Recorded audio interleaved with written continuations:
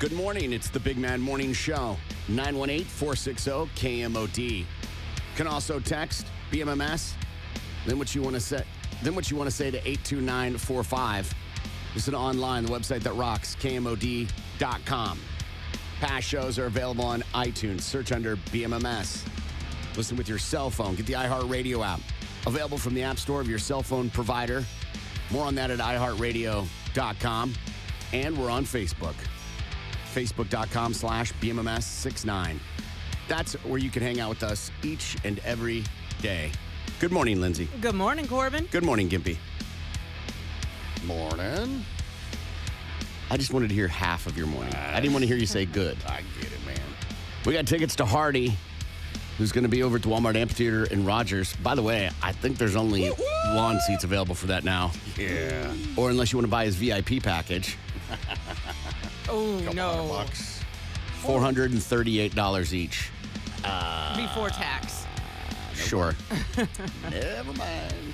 Yeah. There's different tiers. Yeah. Is there a $10 tier? We're going to see what Lindsay wants to talk about. We got our top 5 songs today. It's the top 5 songs with one of the 5 senses in the title. Hell yeah! From listener No Nonsense. And we're still taking submissions for Toast Our Troops. That Monday's going to be the last one. Tuesday. We want Monday's Memorial Day. Right, so we're doing it Tuesday now? Yeah. Okay. Either way. So we want you to submit at KMOD.com. And we'll pick someone, get them on the air. And when we do, that's going to get a case of Shinerbach, a dinner for 2 at Mondo's Italian Restaurant in the heart of Brookside. Again, KMOD.com. So this trooper is in trouble in our state. Whoa. For he allegedly pulled over a driver and forced him to have sex with him. You can't do that, man. It all happened up near Big Cabin in March, where the trooper apparently pulled over a semi that is accused of speeding. The driver, who speaks broken English, said that the trooper began to gesture towards the sleeper of the semi, and she understood that to mean he wanted a sexual encounter. It says after giving her a warning, he got into the semi, rubbed his jennies on her leg, and after she got out of the cab, he indicated he wanted her to perform a sex act. It says she felt afraid and thought about recording the encounter or calling 911, but was concerned that would cause more trouble. Apparently in the video, because his cam, he can be seen pointing to his chest and quietly saying the word camera. It says even when the traffic stop was over, he went back to his patrol car, stopped the in-car recording, and repositioned his patrol car so it no longer showed the cab of the truck. So he was trying to cover up his tracks. According to the indictment. Now, how dumb you got to be? You know you got a camera on. You know it's going to be recording. How you got to be like, shh, there's a camera here. Shh, don't say anything. Ixnay, Amricay. Right. Right. No way. Ime. Come on, man. Says the woman, the woman says he returned to the truck and she felt pressure to perform the sex act. And the Highway Patrol has said that this is disturbing behavior and that the investigation in Craig County District Court, they filed 2 felony charges against the trooper for forcible oral sodomy and sexual battery. Wow. The indictment uncovered by an OHP supervisor who was performing a routine check of dash cam video. The video centered around him making a traffic stop while on duty when this unusual interaction with the truck driver came to light in March of this year. The department says, whoa. You know what'd be good for these dash cams on the police cruisers? What was it called? A gimbal? Oh, so it doesn't bounce around? Yeah, well, no. So and they have the software for it. I see them. You know, it follows your body wherever you go, so it'll rotate and move. So that way, That way, Great, if, yeah. the officer decides he wants to move his car because it will still follow him. Yeah. I think that'd be a great idea. Yeah. We just need to raise your tax dollars per carton of cigarette right now. How do you feel? Right. His lawyer, of course, has come out in response and said that his 25 years of dedicated work towards the Oklahoma Highway Patrol should be noted. The charges filed today in the court are denied by the trooper.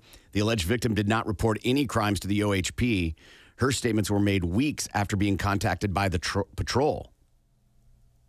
The case is based on circumstantial evidence only. There's no direct evidence of these alleged crimes, and that he is innocent of these allegations and will vigorously defend these charges, as he should. Yeah. So the driver of the semi didn't even come forward. Mm-hmm. They just happen to be doing a routine check of the dash cams. And they're like, wait. What's he doing? Something doesn't seem right. And then they followed the trail from there. And then they call the victim. Yeah. And the victim's like, hi. Yeah, about that. That's what she said. Like, he had happened. I was afraid to get busted for it. Did she actually get a citation from him? It says a warning. Oh, okay. Well, yeah. How rude would that be? Right? No kidding. To get a ticket. And you have to S the D? Come on. If that's what happened. If that's there are what many happened. options available. True. He could have been freaky, allegedly. And to me, the most interesting part about this is the OHP, on their own diligence, discovered it. I think that's huge. Yeah, Absolutely. it is. Absolutely. And in those 25 years, there weren't always body cameras. This could just be the first time he was caught. That is true. I mean, yeah, but that's also like a giant leap, too. Yeah. It could have been the one time he did it. The one time he got balls enough, no pun intended, to go up to a person that he has stopped and been like, hey, we'll let you off with a warning if you do this for me. Or just brazenly did it anyway. By the sounds of it, he just brazenly did it anyway. Right. And still gave her a warning. God, what a dick, man. I'm just saying. It doesn't help the narrative that this happens a lot. You think that happens a lot? No, I said the narrative. Yeah. I don't think it happens a lot. I think there's a misconception that it does. Okay. Right? It's a misconception that every officer does this. Oh, right, of course. No, there's bad apples in every group of everything. Yeah. Yeah. That's why when people are like, oh, he's a pastor, or she's a teacher, or a police officer, that makes them suddenly a good person. No. Right. No, that's not standard issue. Right. I know plenty of bad actors in many environments. Yeah. To me, the thing is maybe they found something and then they went to contact the victims, and there was nothing from the victims. Like, they didn't return the call. They didn't want to cooperate. Right. They didn't have, their number changed. They died. Like, I mean, numerous scenarios. Yeah. Sure. And if he quits, he can still go be a trooper somewhere else or cop somewhere else. Yeah. Well, that is true. That is true, unless he's convicted or whatever, and then I think that might slow things down a little bit, but I don't know. Yeah, he's not fired. Right. But even if you get fired, you can still become an officer somewhere else, right? Like, if I got fired from this job, I can still go to another radio station and get another radio job. Except you're not in law enforcement, Oh, that is true. right? That is true. You get fired in radio, they'll go, that's circumstantial. Right. Potato, patata.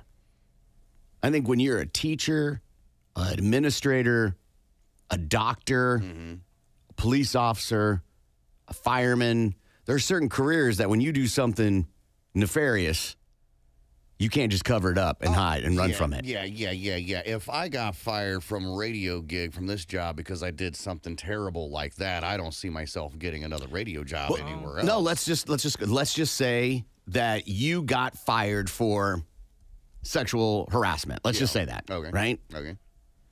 And then you go get a job somewhere else.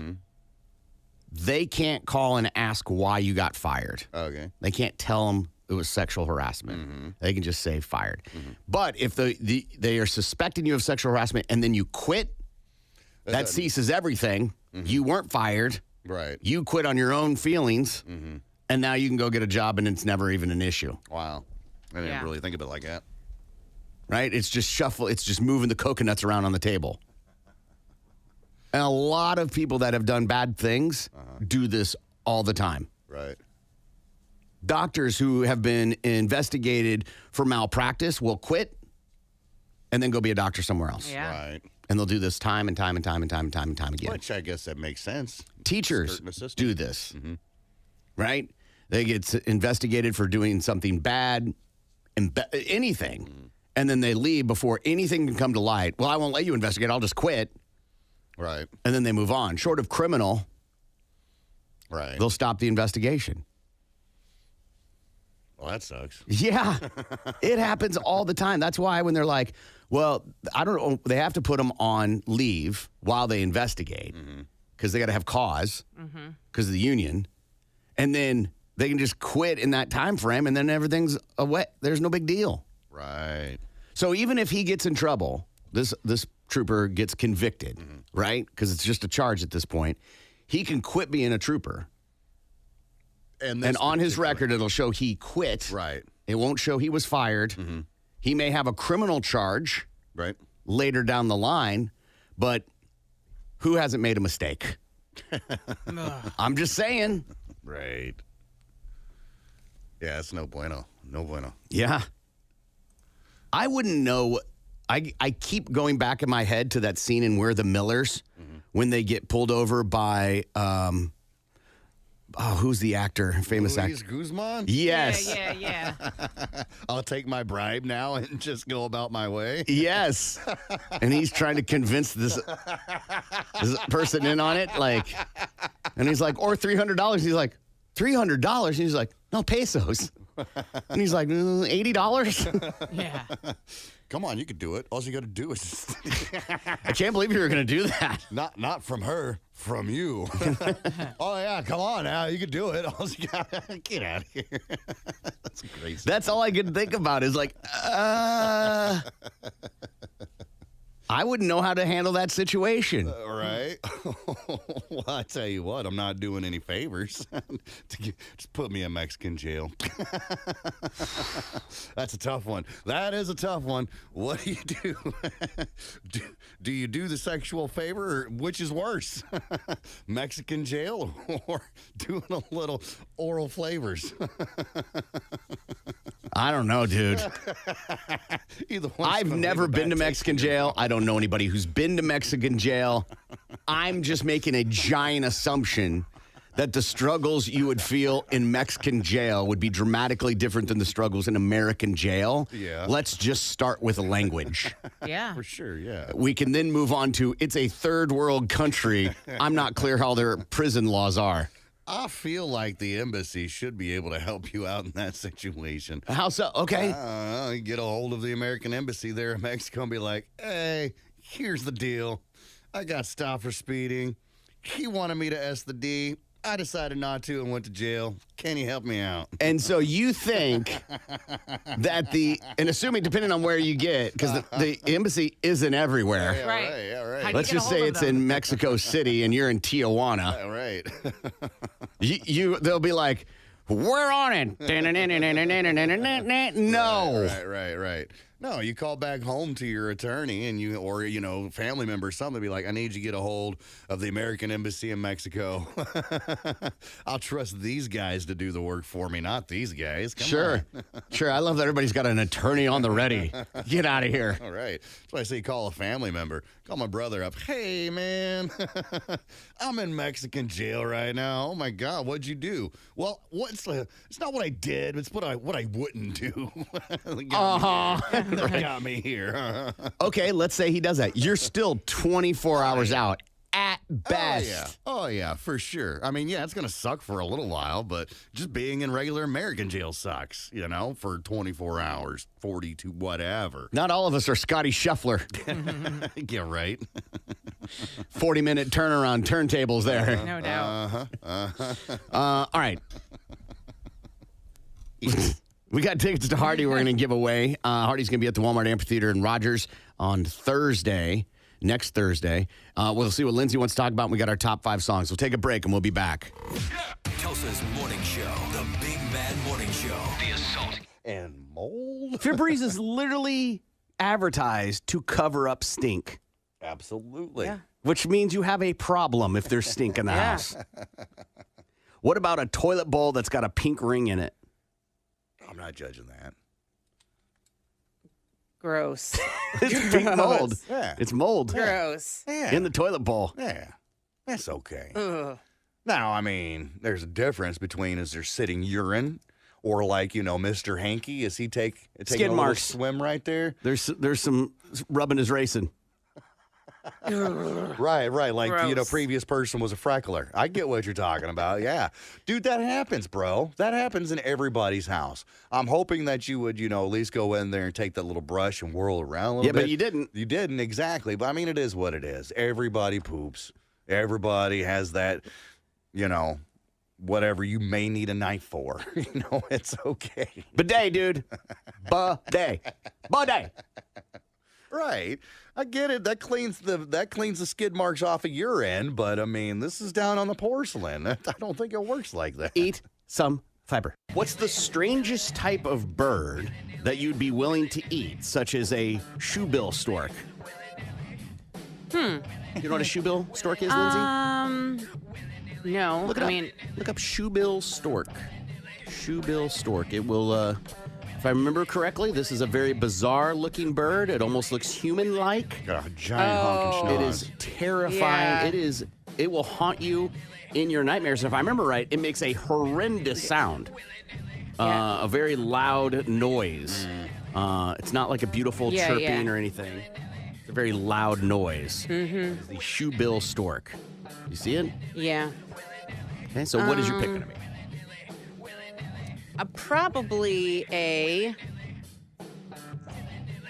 What's the one? What are the We call him. My husband calls it a Harry Truman, and that's not what its real name. We see. Dropping bombs? Huh? Is it just dropping bombs everywhere it No, flies? it's the. Now I can't even think of the real name of it. You see him a blue herring. Is that what it is? Blue herring. What? Isn't that a fish? See him all the time on the. So it's the ones you see in the ponds, and they got the long legs and Yes, stuff yes. like that. Yeah. Piranha. The heron, yes. Great blue heron. Yes. Okay. Just out of curiosity. Gimpy? Can I say big? Huh? Big? Bird. Big bird. Okay. Oh. If we're going like a legit bird, Yeah. I'm going to go with the flamingo. Yeah, that's where I was going. Yeah. Yeah. I want to see if it tastes like shrimp. Yeah. Flamingo or That's roadrunner. true. One of the two. Yeah, why not? That sounds fine. Penguin. I'm down for some penguin. Oh, yeah. Some fricasseed penguin. Yeah, you don't have to worry about getting, it's cold. It's right there on the ice. Right. Who doesn't? Some good penguin. Yum. I'm going to name some dishes. You give me a scale of 1 to 10, 10 being awesome, Okay. and 0 being pass. Okay. Okay? Lindsay, you're in on this too. Okay. 10 being Let's awesome, start 0 let's being start nothing. basic, Okay. right? Yeah. Spaghetti. Lindsay? Oh, I'm 10. Okay. Gimpy. 3. Okay. Fettuccine Alfredo. You can 10. You can say 10. Could I say 11? Gimpy? Oh, What kind? Is it seafood or is it chicken? This is just the cheese. This is Just no the chicken, sauce no and noodles? Yeah. 0. Okay. Manicotti. So manicotti, for those who don't know, it's a ricotta. Mostly the time it's a ricotta-based filled noodle. Big ol' honking noodle, too. it's a 6 for me. Okay. That's a 0 for me, dog. Okay. Stuffed shells. 6. Okay. Gimpy. 2. 2, if that. I'm struggling for a 2, bro. Okay. That's fine. Yeah. Lasagna. 3. Wow. Gimpy. Who's making it? Whoever your favorites is. It's even my mom's lasagna. That would rank like a 2 or 3 for me, and that's because it's mom's. So lasagna, just in general, Yeah. that's a 1. Chicken Parmesan. Or sorry, chicken Parmigiana. 9. Never had it. What? Crazy. It feels crazy. Yeah. So that's going to be a 0 for me, dog. Oh, my God, dude. Chicken. Oh, my gosh. Is it the eggplant and the... Nope. That one's good, too. That's different. Okay. Yeah. I don't know. All right. Chicken piccata. Chicken piccata is the lemon chicken. I know. It's lemon. Yeah, 7. That's 0. Oh, my God. Like we went to that fancy Italian place for the boss. What was that, last week? His lunch or whatever. And I'm looking at the menu. I was like, Mondo's, great Italian restaurant. Mondo's. I respect them and what they do. It's just Italian is not for me. I'm like, I don't know what to get. Everything on the menu had either mushrooms or lemon on it. And I was just like, what's this stuff with the shrimp? Sounds good. I'll eat the shrimp over the noodles, which is exactly what I did. I mean, I wanted to see. All right, so let's just go with a couple things here because I'm trying to find fried mozzarella. I mean, that's just deep 10. fried cheese. But even then, I want to give it like a 4. Calamari. 10. Calamari. I'll go ahead and give that like maybe a 6 or something because I've had calamari at other places that's not Italian food. Bruschetta or bruschetta. 10. Was that the fancy bread? It's most of the time it's toasted little pieces of bread with tomatoes and olive oil and balsamic and basil and Yes, stuff. the extremely stale bread that you chip a tooth on every time you eat it. That's a 0. Let's see. Let's get it. Spaghetti and meatball ravioli. Lindsay? 6. Only if it's Chef Boyardee. Which actually his name was Chef Boyardee, but we had to Americanize it by saying Give me your rating, Mr. Wikipedia.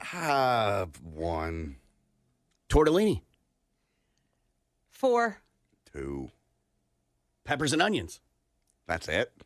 Like no sausage to put them on, or Sausage, anything? peppers, and onions. It's typically But like a 4. bun, you know? I mean, I guess with the sausage, peppers, and onions, I give it like a 3, 4, maybe even. fettuccine carbonara, What's the carbonara part? bacon. Oh. That's a 5. What? 1. Eggplant parmigiana, Yeah, that's 8. That's a big 0 for me, homie. meatball sub. Oh, God. 5. This is getting worse and worse the further we go down. 0, man. That stuff is too messy. It doesn't eat well. You have to have a fork to eat a sandwich. I think that's retarded. Oh, I liked it. Gnocchi. What? Huh? Oh, okay. I've had that come in like a HelloFresh or something like that once. And I was like, what is this? What is this garbage? Oh, you didn't enjoy it? Lindsay. 5. 0. Oh my gosh. So KMOD can also text BMMS and then what you want to say to 82945. Let's go ahead and do news quickies. It's time for News Quickies, world news, local news, and news that just makes you say, what the Now here's Corbin, Gimpy, and Lindsay with what's going on. News Quickies from the Big Man Morning Show at 97.5 KMOD. Wanted criminal pretends to be deaf and mute for 20 years to avoid prison. This happened in China on the evening of May 22nd, 2004. A young and quick-tempered man named Chow got into a heated argument with a neighbor in his home village. At one point, Chow allegedly picked up a shovel. Why didn't you read all that? Why'd you skip? I want you to try. In his Okay. home village of? Amio Dang And where was that located? in Changchang district. Not bad. So, Chinese baby. him and his neighbor were in this heated argument. He took a shovel and he hit him over the head with it, and he killed him on the spot. Just nailed him. That night, knowing that he risked spending the rest of his life behind bars or worse, getting the death penalty, Chow decided to abandon his wife and, at the time, his 11-year-old child to go on the run. He ran into the mountains of Anzai County in the Fujian province, where he became a scavenger. He sold scraps to survive. And to make sure that he never gave anything away about his past life, he pretended to be deaf and mute for the next 20 years. He just smiled at people and he communicated through gestures. Time passed and police never gave up on finding Chow and bringing him to justice for his crime. But he never contacted his family over the last couple of decades. They still managed to track him down. Last month, police in Anzai took a seemingly deaf and mute scavenger into custody for getting into a fight with some locals.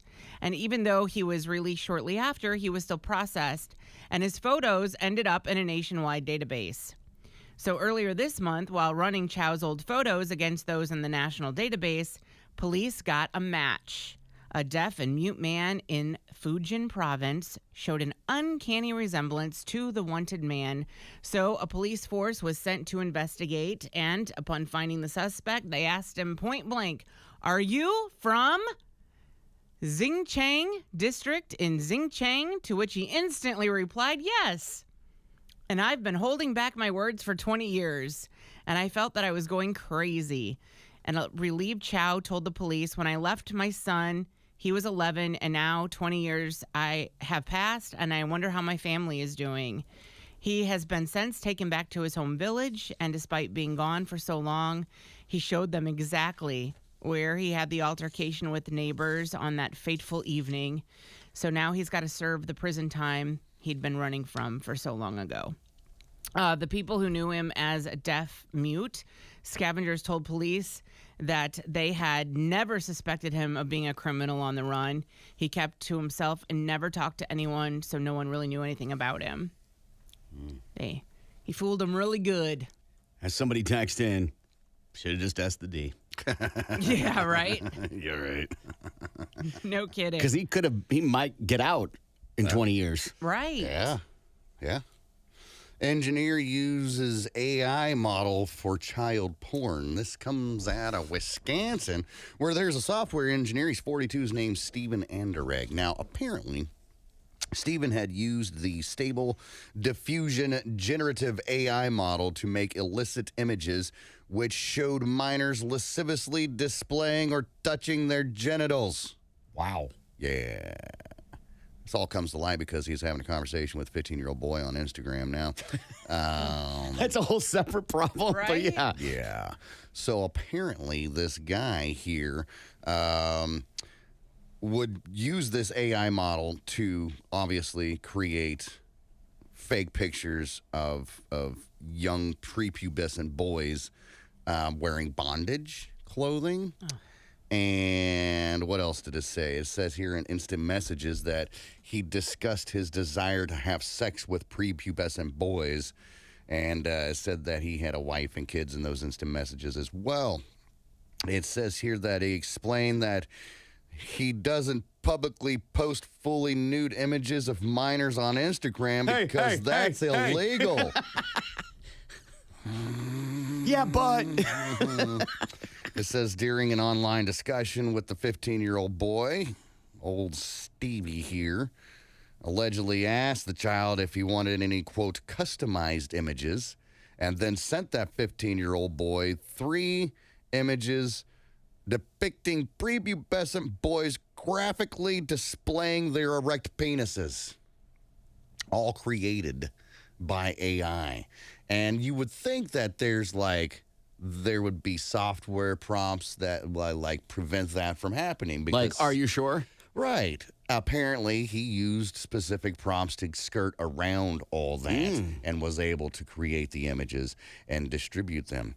It says here that if he is convicted of his charges, which are producing and distributing obscene visual depictions of minors, he is looking at a mandatory minimum of 5 years in the Insane. That is so insane. It's only 5 years. Right? That's what I was thinking. It should be a lot longer. And I don't know why there isn't legislation passed at the state level that if you use AI for a crime, it's an additional, like a double penalty. Absolutely. Should be. I'm telling you, man, AI it's going to ruin the world, man. If it's not, they took their jobs. It's people creating dirty, dirty pictures of kids. I read an article this morning about how scammers use AI to write better phishing emails. Some will even, if they can find a picture of you online, can use AI to simulate a picture and put it on their heads, and then they print it out and use it for Face ID. So, a buddy of mine, he was very proud that he used AI for the very first time to write code for an app or whatever. He said he was having issues with it, and he used AI and told AI exactly what he wanted, and the AI wrote the code for him in a matter of minutes. As to which I responded, why are they not using this for a cure for cancer or AIDS or something to that effect? You know, if AI, one, is so intelligent and it can do all this great stuff, it should be able to be like, yeah, here's a cure for cancer right here. Yeah, no, I think that's a good question. I also was thinking when you said all that, you used a phrase, and maybe he didn't, it's just what you used, but you said he stated he wrote the code. Right. He didn't. He was working on it, but was stumped and asked AI, said, this is what I'm looking for. This is what I want. Make it happen. So then did he write it? No, he didn't. AI wrote it all for him. But he's taking credit. No, he told me straight up that AI wrote the code for him and wrote, the app for him. And that's why I feel like they're not using AI to cure cancer, because they don't want to give the credit to AI. They want AI would want the creators in the field of AI would want that. Right. So why they don't need the scientists to do that? They can just do it themselves. But there's no money in that, in the cure. Right. It's all about the medicine. There absolutely is money in the cure. There's then get on it. There's absolutely money in the cure, because you would need to what? Buy the cure. Right, Sure. of course. But you get more money out of treatments than you would a cure. I see what Lindsay's saying. I think AI could have a lot of really good in the world, but unfortunately, there's so many bad players in the world that you just shut it down. Flyer booted in dispute over exit row duties. An airline passenger seated next to an emergency exit was led off a plane in handcuffs after reportedly saying, quote, she wasn't going to save anybody. Y'all's on your own. I'm out. A TikTok user recorded the footage of the Frontier Airlines, of course, passenger arguing with flight attendants and passengers as the plane sat grounded in North Carolina on May 9th. According to the TikTok user, their woman didn't seem to understand that passengers seated in the exit row needed to verbally agree to assist in operating the exit door in case of the emergency. Though the woman claimed she'd verbally assented, she was overheard saying she would prioritize her own safety, per the New York Post. When she first got on the plane and acknowledged the exit row, she said, "Oh, I'm not going to save anybody. If something happens, I'm going to save myself." See you, bitches. Then she had an attitude with giving the verbal yes because she thought shaking her head was sufficient and didn't realize or didn't want to realize why she had to give a verbal yes. The woman was seen arguing with flight attendants before she was asked to get off the plane, saying, "What's the problem? We understand we got to help people to get off the plane." At one point, the woman told a flight attendant, "Get out of my damn face." Later, a pilot tried reasoning with her. Other passengers also urged her to just get off the plane, but she refused, claiming she was calling her lawyer.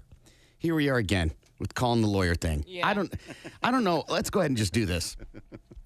When you say you're going to call your lawyer, they won't talk to your lawyer. You're still going to be apprehended. You're still going to have to sit in a cell. You're still going to have to wait. Yeah. It is a slow churn.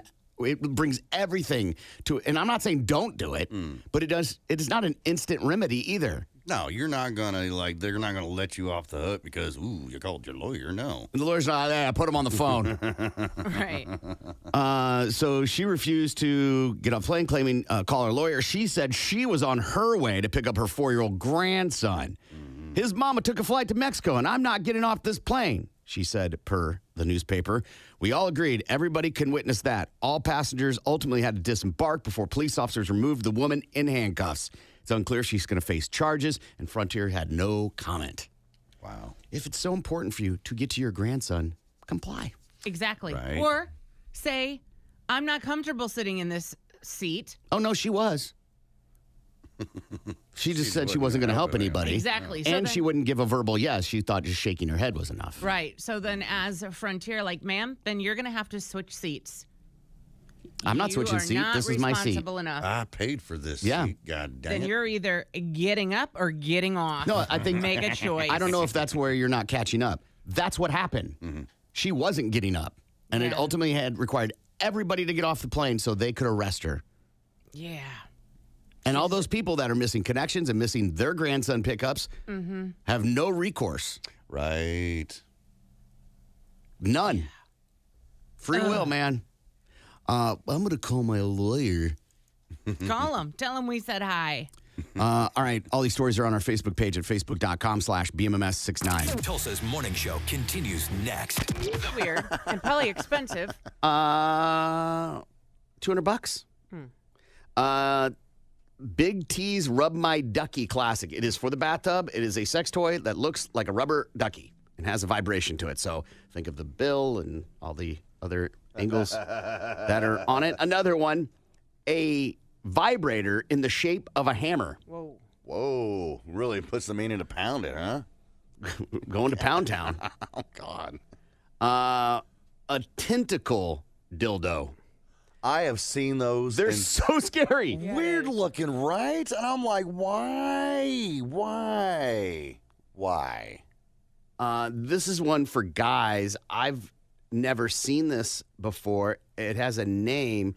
It's called a godemeki, and it's a tube. It's got threads for you where you can hold it like laces almost, like a football, and then the inside's dimply.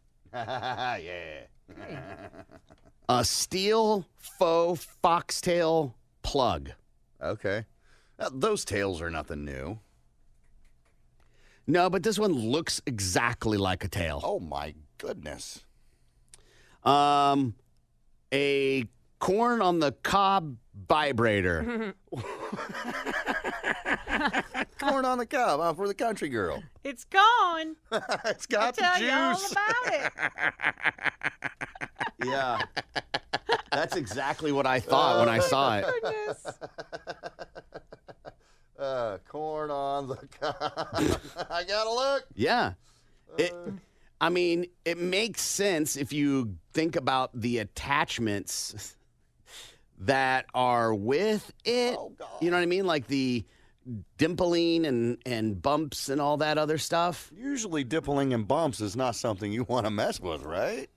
Right. You need to go see a doctor and get those bumps removed. Some of you may have grandparents that they have like special china in some case in the dining room that's white with blue patterns on it. The Blue Willow China. Sure, this is a butt plug that looks like that. Oh my goodness. Honey, it's special anniversary night. Break out the fine china. Yeah. Another one, the penguin. Uh-oh. And it looks like a penguin whistling. And the part that would be the mouth of the penguin would apparently be where the magic happens for ladies. The Satisfier penguin. Oh, hey, look at that. A little bow tie and everything. The Nerd Climax Dragon Finger. Wow. This is a sex toy that goes on your finger, and it is the shape or has the look of a like a dragon's claw. Hey, listen, lid for every pot, whatever you got. What? When we were in school, we had a thing. There were like these rubber balls with handles, and you would jump on them, right? And you would have races with them. Yeah, absolutely. This is that, except it is for the ladies. That's so weird. It's a Swiss ball dildo. This is Gimpy has shown me the one he has before, which I ran, and this is the accommodator. The accommodator. You know, huh? if you're familiar with that chin strap. I know what you're talking about. Yeah, you do. And then probably the mildest one on this list would be the Clone a Willy dildo kit. Oh, yeah, I've seen those before. Pretty mild. Yeah. Thought about using it, you know. I don't know how it would work. What do you mean? So have you ever seen like in Hobby Lobby they have those plaster Paris where you make the plaster Paris of like you holding your Yes. baby's Absolutely. hand, or like you put your kid's foot in it. Yeah, I did that in art class with my little hand. I know exactly what you're Fantastic. talking about. That would be this, except it comes in a tube, and the idea is you do what you have to do, and then you do the mold, and then it sets, and then you. I don't hair. Yeah. Two, any sort of deviation from what's happening in a sexual moment for me, it's over. Right. So your dildo would come out all weird and deformed, pretty much, basically. Or smaller than the representation. Well, what am I going to do with this thing, huh? And do you tell people it didn't work? Like, I couldn't do it. That's why you read the reviews first, right?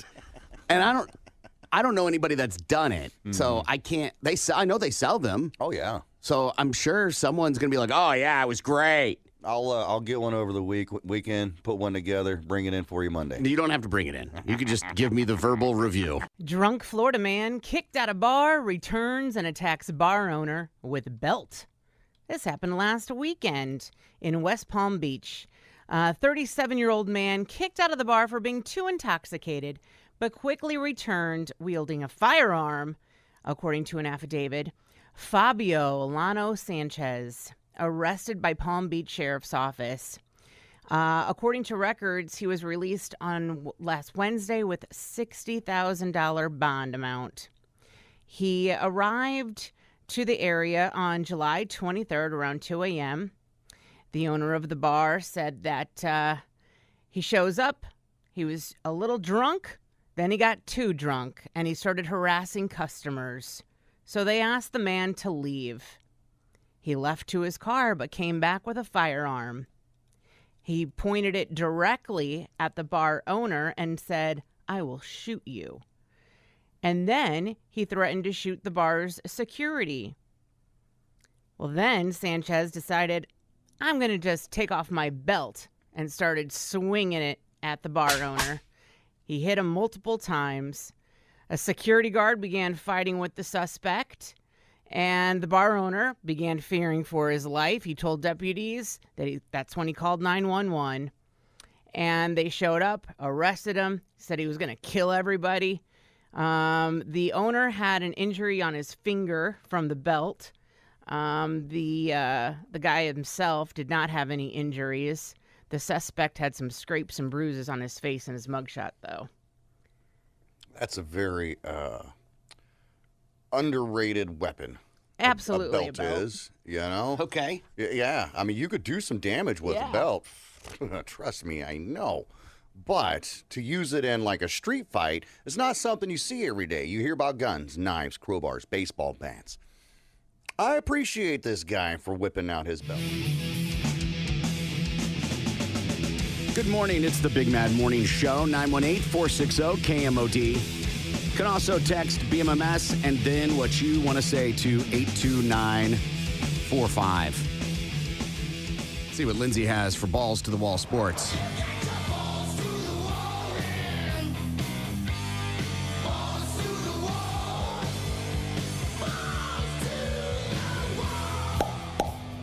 The Boston Celtics barely won the game against the Indiana Pacers last night, 133-128 in overtime in Game 1 of the Eastern Conference Finals at TD Garden. Jason Tatum led the charge with 36 points and 12 rebounds to help the Celtics take a 1-0 series lead. Jaylen Brown hit a game-tying three at the end of the fourth quarter to send the game to overtime and finish with 26 points. The two teams will return to the hardwood for Game 2 tomorrow night in Boston. The Western Conference Finals begin tonight with the Minnesota Timberwolves playing host to the Dallas Mavericks at the Target Center. Tip-off is at 7:30 on TNT and True TV. Minnesota is the favorite to win the series. Aaron Rodgers is gearing up for a big season. The Jets starting quarterback said following Tuesday's OTA practice that if the team doesn't have success this year, everyone will likely be out of a job. Gang Green has gone 18-33 under the leadership of head coach Robert Saleh and general manager Joe Douglas and have not made the playoffs in 13 years. The 40-year-old signal caller also noted that if he doesn't perform then, they will probably move on from him. Rodgers is returning from a season-ending Achilles tear he suffered during last year's opener. The idea that they are like publicly saying they'll move on from him, I think is wild. Yeah. Yeah. I mean, he already knows he's going to have pressure. Mm-hmm. You're not putting, like, is that a way to motivate him? Maybe so. Maybe so. It's Aaron Rodgers. Like, you're not going to, like, hey, I'm hearing Aaron Rodgers is going to half-ass it. Well, let's tell him we'll cut him loose. Right. Because the Panthers would love to have him. Right. Any team would love to have him. For sure. Just don't hurt yourself. Especially the Panthers. A lot of teams would love to have him. Mm-hmm. So it's a wild take to be like, well, if he doesn't perform, we'll just have to move on. Are you stating the obvious or are you motivating? I don't think anyone would be happy to have him. I don't think you just don't like him, so, no, and you that's can't not, see past that. I'm not a huge Aaron Rodgers fan. It's true, but I don't think he's better than half of them out there. Oh my God! Look, he was hurt. He didn't play at all last season. That doesn't make him a bad quarterback. We'll see how he does, but I don't know that he will. He's not going to be what he used to be. It is a wild sure. take to say half the quarterback field is better than Aaron Rodgers. That's a wild take. That's like out of nowhere. He's 40 years old. I don't think he's got what he did 3 years ago for sure. Like he's just not what he used to be. Obviously not last season, but the season before he was an MVP candidate, Lindsay. Yeah. Did he win the MVP? No, but he was a candidate, which means he was good enough to. And so you went from good enough to not half the field being better than him. Yeah, he's not the guy. The Jets' odds of winning the Super Bowl plus 2,400, which is not awesome. For comparison, the Chiefs are plus 500, the 49ers are plus 500, so. Yeah. And Aaron Rodgers says he chose playing football over running for vice president. Talking to reporters on Tuesday, he said he had two options: either continue his career in the NFL or retire and be the running mate for third-party candidate Robert F. Kennedy Jr. Rodgers said he wanted to keep playing football. He added he loves Kennedy Jr., and they had a couple of really nice conversations. I think that's another reason why people would pass on him, because they don't want his politics and his interviews. They don't want that. They don't want that on their team either. Anyway, that's your Balls to the Wall Sports. I'm Lindsay on 97.5 KMOD. Balls to the Wall Sports is powered by the award-winning service of Garmin, then flew off with its dinner. There, she said there was blood everywhere. She thought that she had been bitten. Her husband heard the commotion, comes out. Peggy, what the hell's going on? She told him what happened. He takes her to the ER. They treat her for the scratches and the bruises. Come to find out she wasn't bitten, but she did get close because she found some venom on the lens of her glasses. Oh, my gosh. Yeah. But nonetheless, Peggy's fine. Peggy's fine. She was treated. She went back to the house, and she considers herself to be the luckiest person alive to have survived such an attack. Not the first time Peggy was bitten by a venomous snake, though. She says she was bitten a few years back as well. But I bet it's the last time she mows the lawn instead of her husband doing it. Or she doesn't have a husband because he died suddenly. Before the next lawn mowing? Damn. Right. Crazy things happen. Right. Some women like mowing the lawn. Yeah, I know. I enjoy it too. But, oh, man, if that happened to me, I'd be like, this is why you're supposed to be doing this, not me. So put me in danger. Right.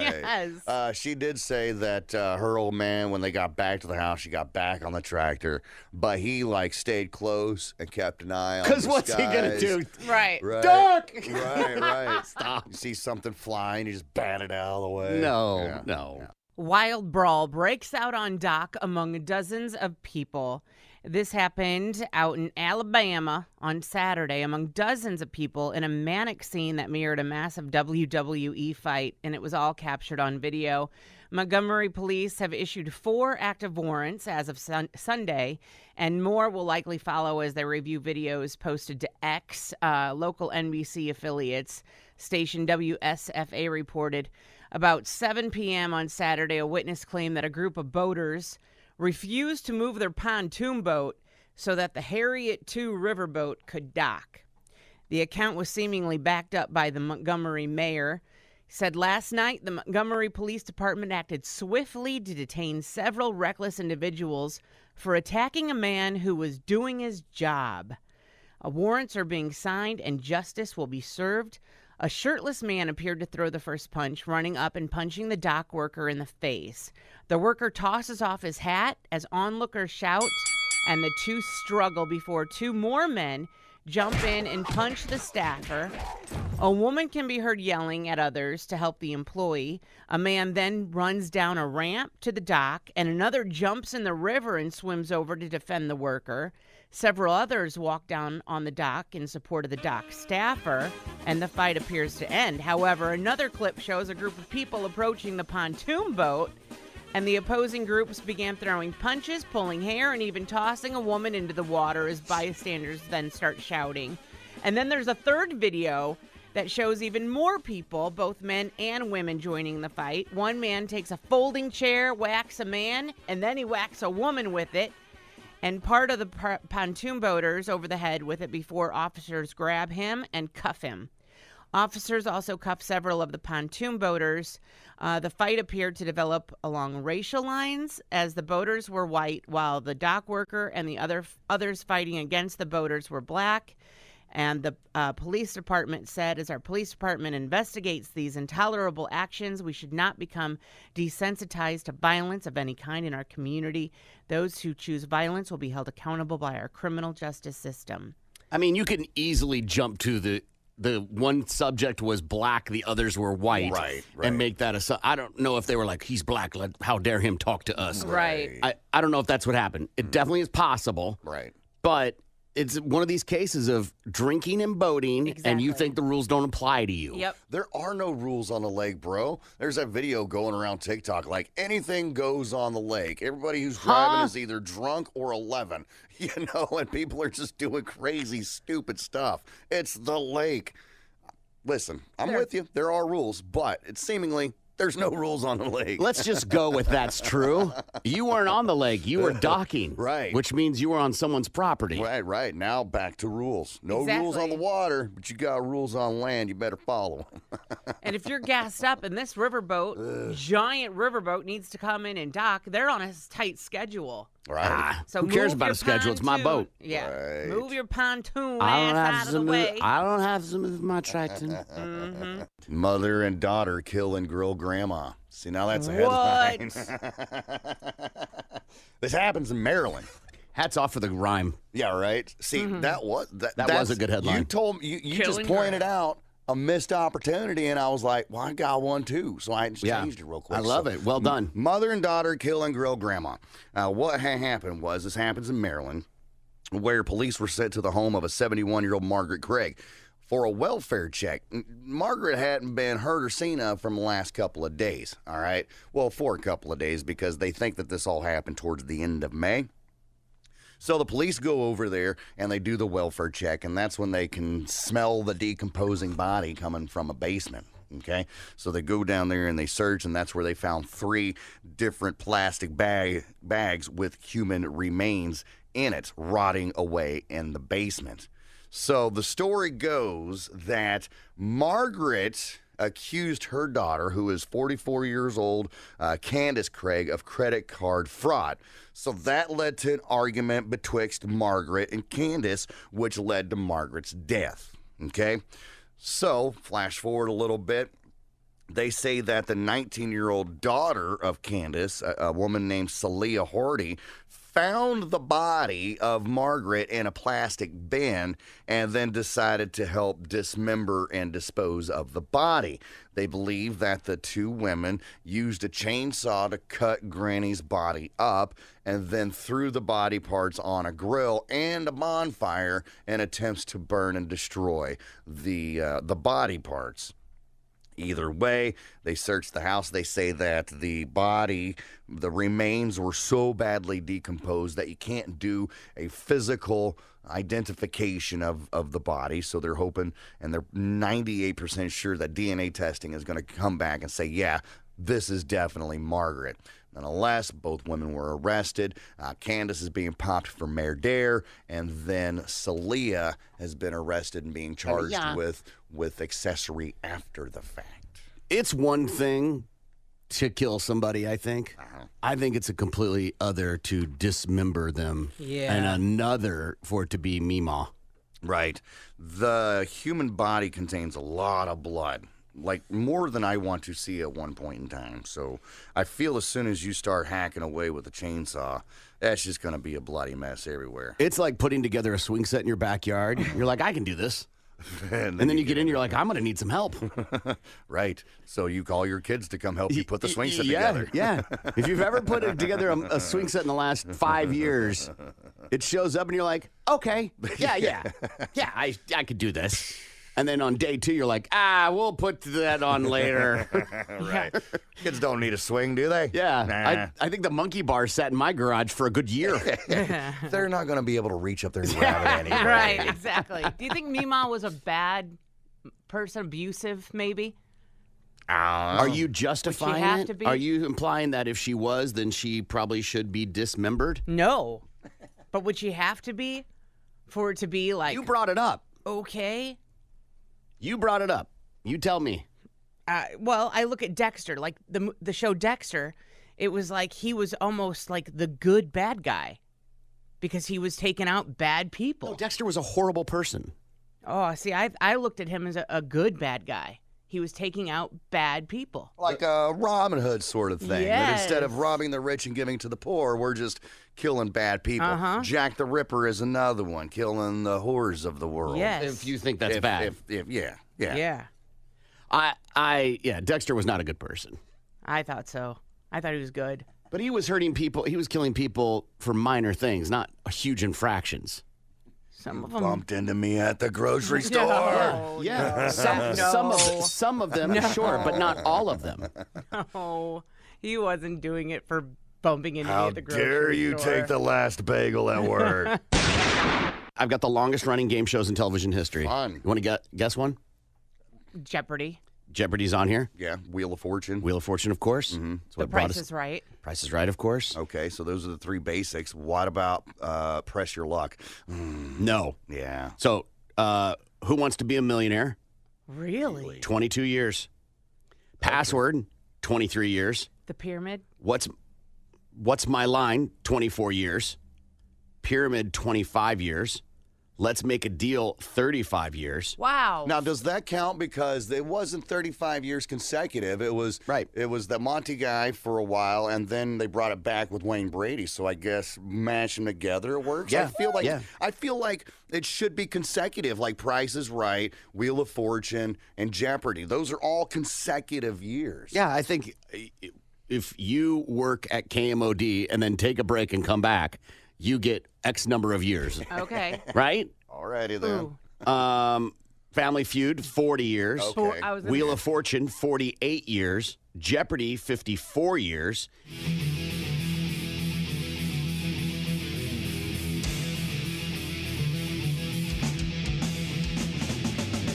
Good morning. It's the Big Mad Morning Show, 918-460-KMOD. You can also text BMMS and then what you want to say to 82945. Good morning, Lindsay. Good morning, Corbin. We want to put $1,000 in your hand at 9 o'clock this morning when you rock the bank. Your chance at $1,000 to spend however you want. When you hear the nationwide keyword, enter it online at KMOD.com. You will have 8 more chances throughout the day to win yourself $1,000. Good luck. Good morning, Gimpy. Well, good morning. If you're a veteran, we would like to hook you up with a case of Shiner Bach and dinner for 2 at Mondo's Italian Restaurant in the heart of Brookside, simply for sharing the story of your service. You can sign up at the website that rocks, KMOD.com. Lindsay, Lindsay, Lindsay, Lindsay, L-I-N-D-S-E-Y, Lindsay. Lindsay. Lindsay.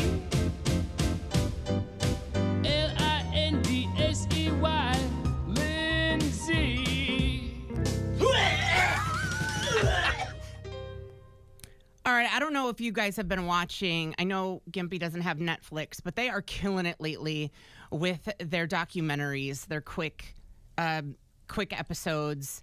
And Baby Reindeer was really good. And now... Well, that's not a documentary. No, but it based on a true story. And it's a quick... like 7 episodes that flew by for me. But now it's been topped by the new docuseries, Ashley Madison, Sex, Lies, and Scandal. 3 quick episodes. And basically it goes through what the website is, how it was established, and how it was taken down. And Ashley Madison, for those that don't know, it's basically a website that allows you to have an affair. Their tagline is, life is short, have an affair. My understanding, because I've not seen this documentary, my understanding of Ashley Madison was that they tricked people into thinking men and women were both on this site. And so a bunch of men signed up. They get hacked, don't address it or deal with it, and all these names get released. That's pretty much how I understand the arc of Ashley Madison. Pretty much. When they started it, the founder of it, Noel Biederman, he was a lawyer at first. And he took on Ashley Madison and wanted to make it huge. And they came up with Ashley Madison because at the time, Ashley and Madison were the 2 most popular girls' names in the country. And so they named it Ashley Madison, and they could not advertise it anywhere. Like, no network television would place advertisements. Right, because of morals. Mm-hmm, exactly. So what he would do when he was the CEO, him and his wife would go on to talk shows and talk about it. And they would defend it. And they would say, listen, people that don't want to leave their marriages because they're happy in their marriages, they're happily married, but their sex lives are boring, we encourage them to have an affair. They meet someone online. Wild. Yeah, I know, exactly. And they're saying how infidelity can actually save your marriage. And he loved arguing it. And actually, by the time that he ended up with these interviews and stuff, Ashley Madison had 35 million subscribers in 2015. So he did it right. Maybe. Sure. 35 million who? 35 million men only? 35 legitimate users? Right. It was mostly men. Now, he did say, he would tell people like, oh no, we have just as many women, when in fact, the company knew that they had more men than women. And what you find out in this docuseries, that they did use bots.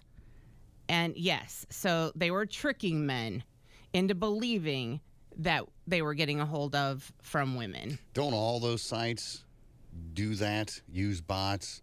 Anything from Tinder, Hinge, Bumble, even Facebook dating, Match, all of them. Just plenty of fish, just to keep you clicking and keep you on there. My understanding is that any dating site, I don't know about like Facebook or whatever, but any social dating site does mess around with the membership to keep you interested in revisiting the app. Right. There's data points of subscribers. There's data points on how often those subscribers visit the app. There's data points on how often subscribers go through profiles. There's data points on how often they message, and they use all those data points to try and increase the numbers. How do we increase? Well, what if we had a bot create a profile of a female to interact with the male? It would make the male increase the amount of time they're involved in the app. Right. Yeah. So do you see what I'm saying? Like, it is much more than just members. And they didn't have like a monthly subscription fee. You sign up for Ashley Madison, and then every time you interact with someone, that's how you pay. Yeah. So you pay to play is basically what they called it. And they lied about how secure their website actually was. Everyone does. Yes. Yeah. Yes. So you didn't have to, they say you don't have to worry about your personal information getting leaked. But as it turned out, I mean, people were using their real names, their credit card information, their sexual desires. They promised their users that it would protect and wipe out their data for a price. However, they didn't even delete any of their information, despite people paying for that type of protection. And according to former employees, security was an early concern at the company. They were growing rapidly, but they had no idea of the security measures that they had put in place could prevent the site from being hacked. Top executives at Ashley Madison were more concerned about growing the company than if the sensitive information the members put on the site was actually protected. What do you what makes you think this is exclusive to Ashley Madison? Yeah, it's definitely not. That statement you just made about they're more concerned with profit than the security of information. That's every company. Every Hell, last one of them. AT&T just had a major data breach. Yep. And they can say all they want that they care, but if AT&T, who has the money, resources, and talent, doesn't put enough effort into it, why would Ashley Madison Truth. or any comparable low-tier technology site? Right. As long as they're garnering customers or users, and those users are using the app or whatever service, Yeah. that's it. That's all they need. Yeah. And then in 2015, the site was hacked. And it was caused by a group called the Impact Team. They demanded that the company, they weren't asking for money, they just wanted the website to be shut down. That's all they wanted. And they said if it's not, that they were going to put out the list of people who are on the website and using it. Yeah, I remember that. Yes. So they were given 30 days to shut down the website. And Ashley Madison, the company said no. Actually, it was Noel Biederman, the CEO. He wanted the company to go more public. So they were like, no, I want to keep this data breach a secret. So they hired a team of hacker investigators to find out who the Impact Team was. And they were going to try to bust them. Right, because they didn't know Secretly. who it was. Exactly. They didn't think it was just some Russian group or something. Right. And then 7 days into the hack, the media found out about the data breach, and the news caused a panic because more than 35 million people were about to have their private information made public. So 30 days were given, 30 days passed, and the Impact Team released all of the data on the dark web just as they had promised. So who exactly was on the list? Well, Sam and Nia Radar, they are in the docuseries. They're a famous Christian YouTube vlogging couple. Their lives were destroyed, they say, by the data breach. He was a client on Ashley Madison at first when he found out that his name was on there, because he said, I filled out all the information like I was enrolling in a credit card. I put in my real name, everything, my address, everything. And when he noticed that his name had been leaked, he told his wife about it, but he did not say that he had had any affairs. He just said that he had signed up. That was it. End of story. And she forgave him initially. Wow. Yeah. But then he got a phone call from his brother, and he said, you need to be really honest with your wife before this gets even more blown up. And so he did, and he ended up having like affairs in Vegas. He had slept with Like multiple affairs, even with some of their friends. And so they had separated for a while, and she eventually did take him back. The thing that's crazy about that is that's not an Ashley Madison thing, right? Right. If you have That's where it started, though. if you have but if you have affairs with friends, Right. that is not an Ashley Madison didn't start that. Yeah.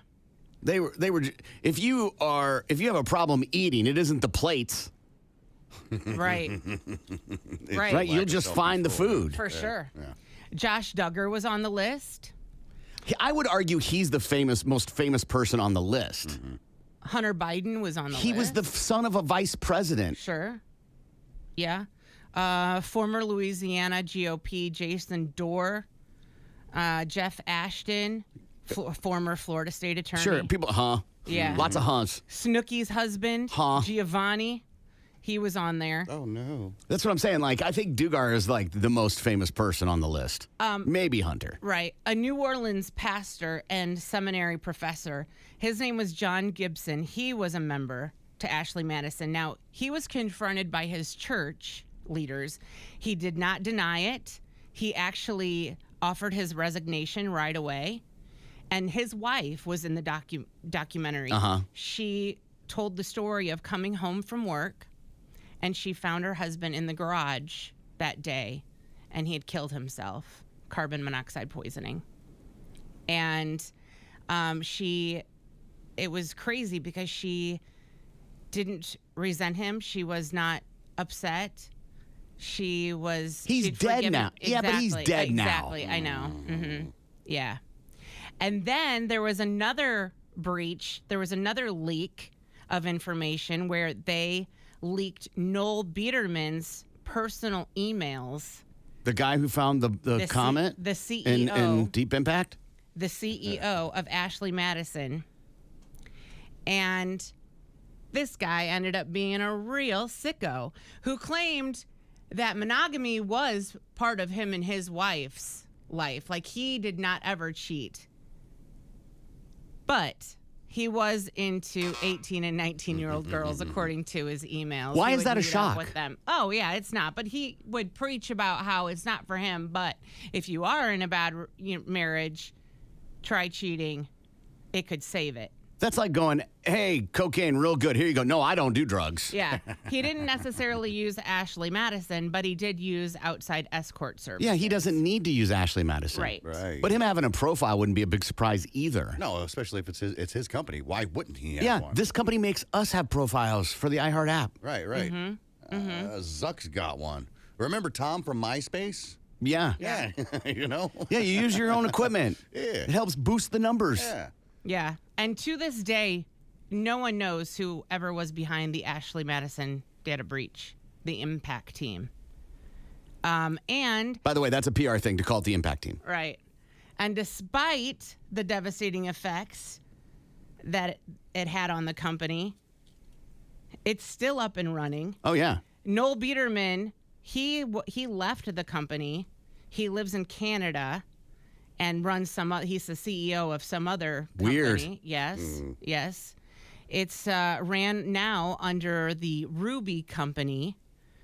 And according to the new CEO, Ashley Madison reveals that the number one hotspot for infidelity now, the biggest city is Columbus, Ohio, followed by Miami, Florida, and Orlando, then Vegas, Atlanta. Those are all the top 5 U.S. cities for non-monogamy.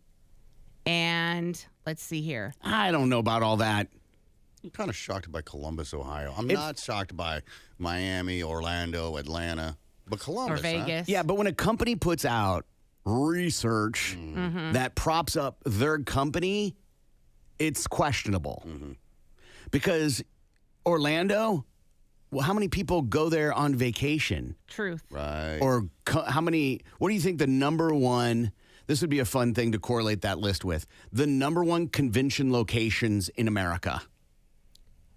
Vegas, Miami, Orlando. Definitely. Maybe Columbus. But then you could put a Columbus in there to validate the data and make the average Joes go, oh. Right, because everybody expects all those other cities. Yes. Yeah. Definitely.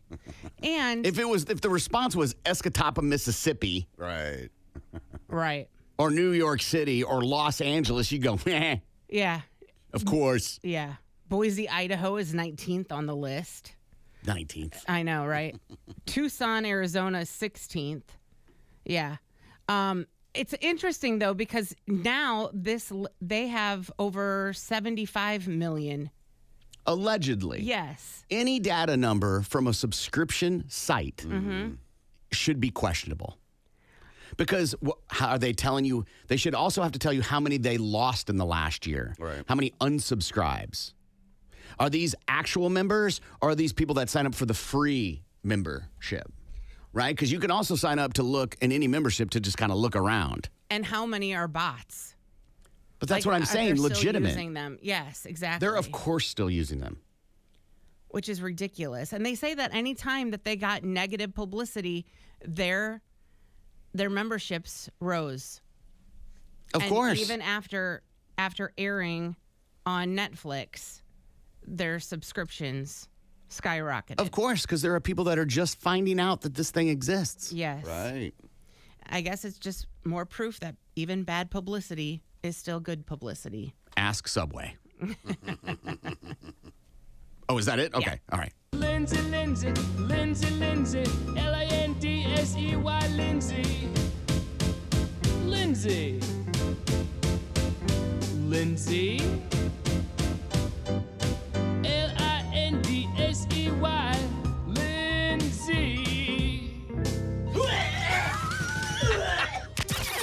The Big Mad Morning Show returns To next. take another whiz quiz. So I was like, all right, fine. 6 months hardly makes sense. That's what they told me. And I was like, bro, I really wanted this job, you know. So did you start the job and then in 6 months they tested you? No, I couldn't get the job until they tested me and I tested positive. So for 6 months, I go straight. I quit completely for those 6 months. Impressive. And I know. Very right? much so. And so I took my test. I passed it with flying colors. And then I started back up again. And I tell you what, it has not been the same since.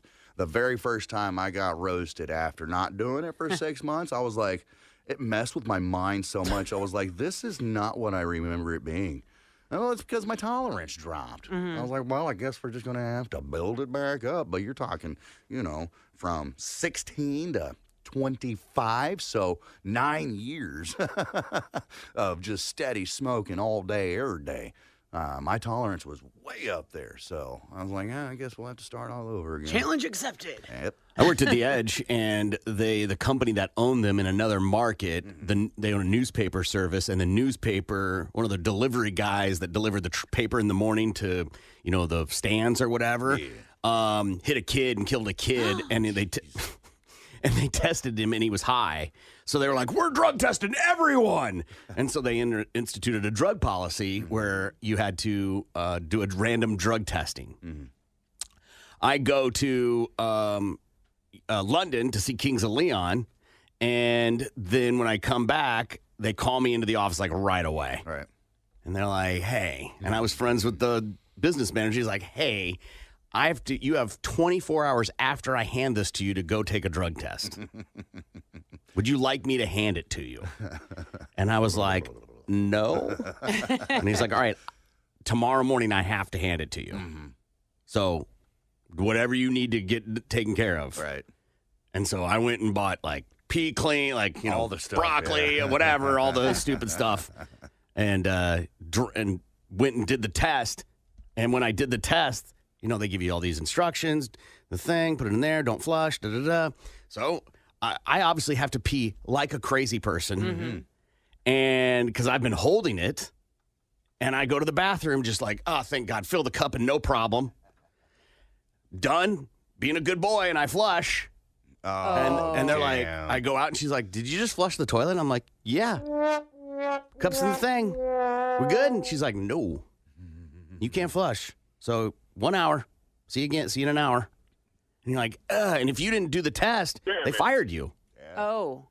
And I was like, So I went and ate and panicked. Went back and did it again and was like, did not flush. Like she even put a note on the thing. Don't flush. Did she say, like, it happens? No. Or was she mean about it? No, she wasn't mean about it, but she Yeah. also wasn't empathetic. Yeah. Right. She's there to do a job. Right. She's seen all the tricks. You go in there and you're peeing like you're running out of, like you haven't peed in days. Yeah. He is well aware that you're trying to not pass a test. They're not stupid. They've seen all the tricks. Yes. Yes. The question is, how many people lost their job there after that? Did anybody? Good question. No. No, We're all Johnny Fever in of this bitch. of the places I've worked that have had drug policies, I've never seen and alcohol. Yeah. I've never seen somebody get fired. Wow. And I know that some people didn't. Yeah. So maybe there was an internal like, hey, you get a warning and da-da-da-da. Next time, though. We'll test you Possibly. Yeah. again. I don't know. Robber uses sledgehammer at a gas station. So police in Nashville have arrested a man after he heard Peter Gabriel's song.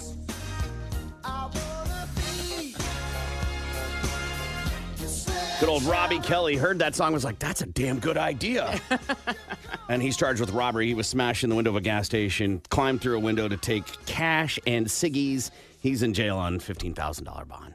Really just a reason to play Peter Gabriel. Absolutely. Hey, ain't nothing wrong with that. That song right there, when I was DJing at Rumors, the second swingers club that I was at, that was the boss's favorite. And I swear I would hear it at least 4 times a night. And I'm like, can I please stop playing Peter Gabriel? Did he come over and be like, hey, man, Where's my song? play Sledgehammer? can I you- want to hear. Can you throw on some Sledgehammer for me? Sure thing, Bobby. Gotcha. Right. I always love when there's like a DJ who's wiki spinning. That is an art. is. Yeah. DJing and picking songs in a selected format to try and get people to dance on the dance floor or to create a certain energy in a room is 100% an art. Yeah. And then you got someone coming over going, "Hey man, will you play the Macarena?" And they're like, oh, because you don't want to say no, but you do. I'll see what I can do for you. Yeah. That's it. I'll see what I can do for you. And then they're like, well, here's a crispy Lincoln for you. And I'm like, ugh, all right, fine.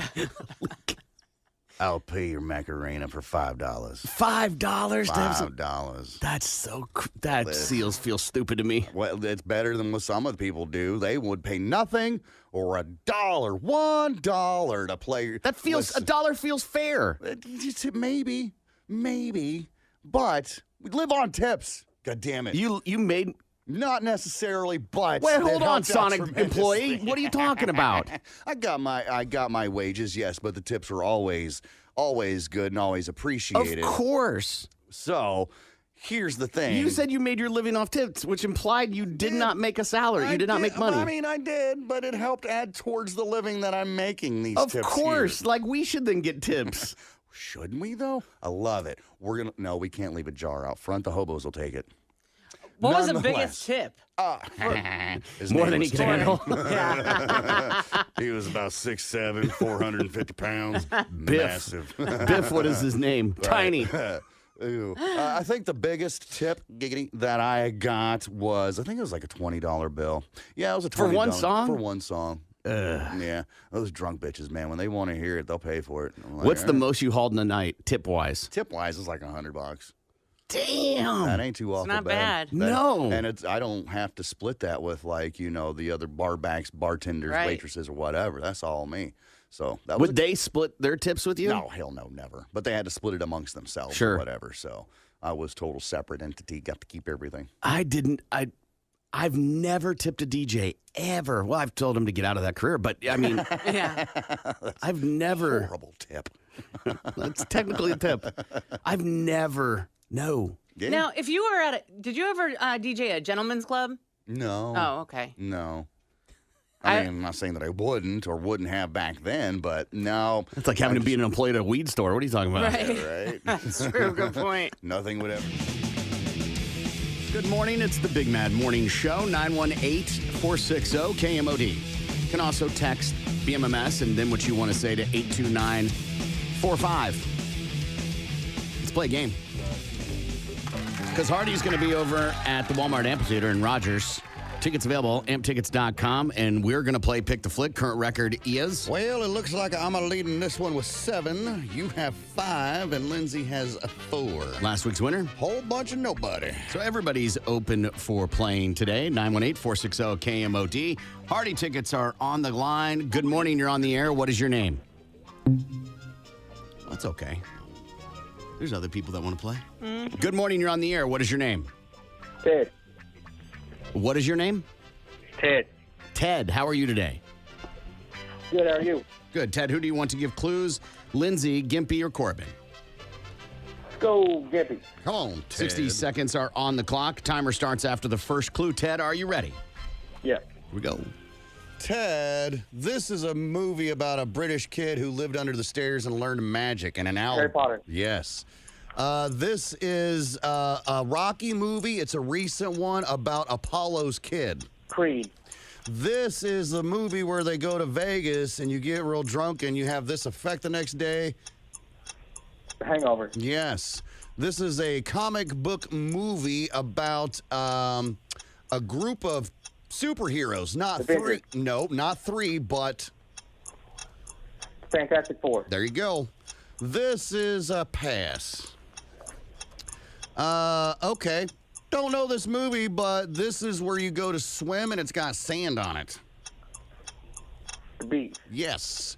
This is a Stephen King movie after a book where she kidnaps an author and then smashes his legs with a sledgehammer. Misery. Yes. This is the Cape Crusader and his gay little sidekick. Batman. And Robin. a movie about Time damn 7 it. is what we got. Might be good enough. Ted, hang on the line, okay? Okay. Good morning. You're on the air. What is your name? Chris. Chris, how are you today? I'm doing all right. Chris, who do you want to give clues, Lindsay or Corbin? Let's go Corbin. Chris, 60 seconds are on the clock. Timer starts after the first clue. Are you ready? Yeah. Here we go. If you were going to put up a poster because somebody committed a crime, it'd be what type of poster? Wanted poster. Correct. Double pointer. This has this movie has got Kevin Hart. That take place. Emily Blunt. It takes place in Michigan and the University of Michigan. Kevin Hart is in it. I said, and it is an amount of time that you are soon to be married. Engaged. Correct. And a number bigger than 4. 5. And not months, but I have no clue. follow me. Days, months, Years. number bigger than 4. 5 years. Correct. And when you're waiting to get married? Engagement. 5-year engagement. Correct. This is the Every Time a Bell Rings, an Angel Gets Its Wings black and white movie. Miracle on 34th Street. No, time. Not good enough, brother. We did not get it done, man. Thanks for playing, man. All righty. All right, Chris. All right. Have a good one, y'all. See you later, brother. Ted, you won, man. You're going to go see Hardy at the Walmart Amphitheater in Rogers, Arkansas. Good deal. Hang on the line, man, so Gimpy can get your info, okay? Okay. Okay, this is the one that Gimpy passed on. Yeah, this movie's been remade many, many times. You'd have to get him to say the name of the movie. I can't believe this isn't a double pointer, actually. Yeah. If a house at Halloween is known as what? Yeah. Oh, yeah. Yeah. Haunted. Yes. And this is a movie that does it. Yeah. The Haunting. Yeah, The Haunting, yeah. I don't know anything about that movie. Nor do I. I know it's a take off The Haunting of Hill House, which is an older movie. But I couldn't tell you an actor, time frame. Yeah. Looking at the Haunting. Who's in it? Liam Neeson. Owen Wilson. Catherine Zeta-Jones. Lily Taylor. Yeah, I don't know. I've never seen it before. Okay. And then Lindsay, what I ended on. Yeah, this is the Christmas movie where they show the guy how things would be if he was never alive. It's black and white, and yeah, I think you the most memorable quote is, "Every time a bell rings, an angel gets its wings." But if you don't know it, if you've never seen this old-ass movie before, then you're out of luck. So, with that being said, Louis Armstrong sang a song about, blank world. It's a world. Yeah. Right. Yeah, you can't say it's. Yeah. Yeah. So Yeah. All right. The record now. Well, that moves me up to 8, keeps you at 5, keeps Lindsay dead last with 4. You're listening to the Big Mad Morning Show. This is I don't think any of those are eradicated at all whatsoever. I mean, we pretty much handled tuberculosis pretty well. Yeah, I'm sure we got a good And handle on leprosy. leprosy. I think leprosy's, but, got you know, but there's still places in the world. When you say eradicated, I'm thinking it's like gone completely from the world, nowhere around it all whatsoever. Now, I'm sure there's third world countries where TB's still a thing, where leprosy's still a thing. War will be wireless, and we might have telepathy or telepathy. I like telepathic idea, but I mean, wireless, think about it. War is Cyber wireless. It is yeah. wireless, yeah. People will communicate using watch-size radio telephones. Wow. Watched size radio I can answer the phone on my watch. Yes, I can you answer the can. phone on mine. How fun are those, huh? Yeah. So they weren't too far off. Now, here's the problem with a thread like this. Mm-hmm. Where's the ones that were way off, Right, of course. right? Of course. But they don't want those. Those aren't as interesting. And they're only showing by 2023. I can't cite what year that came out of. Yeah. Right. It's just whatever the thread. Again, anything on the internet, man, you might as well just go with not true. Right. You're like, that might be true. Probably not. Might be. Right? I was in a little Twitter conversation with somebody about the Twitter files. And yeah, there's definitely some corruption being illustrated in those files. But one, Elon Musk picked which articles to release. Two, picked the reporters to have go through them and release them. And he's hardly the most honest individual.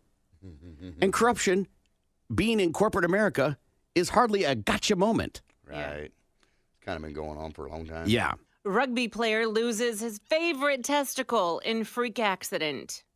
Jack Johnson is the guy's name. Making banana pancakes.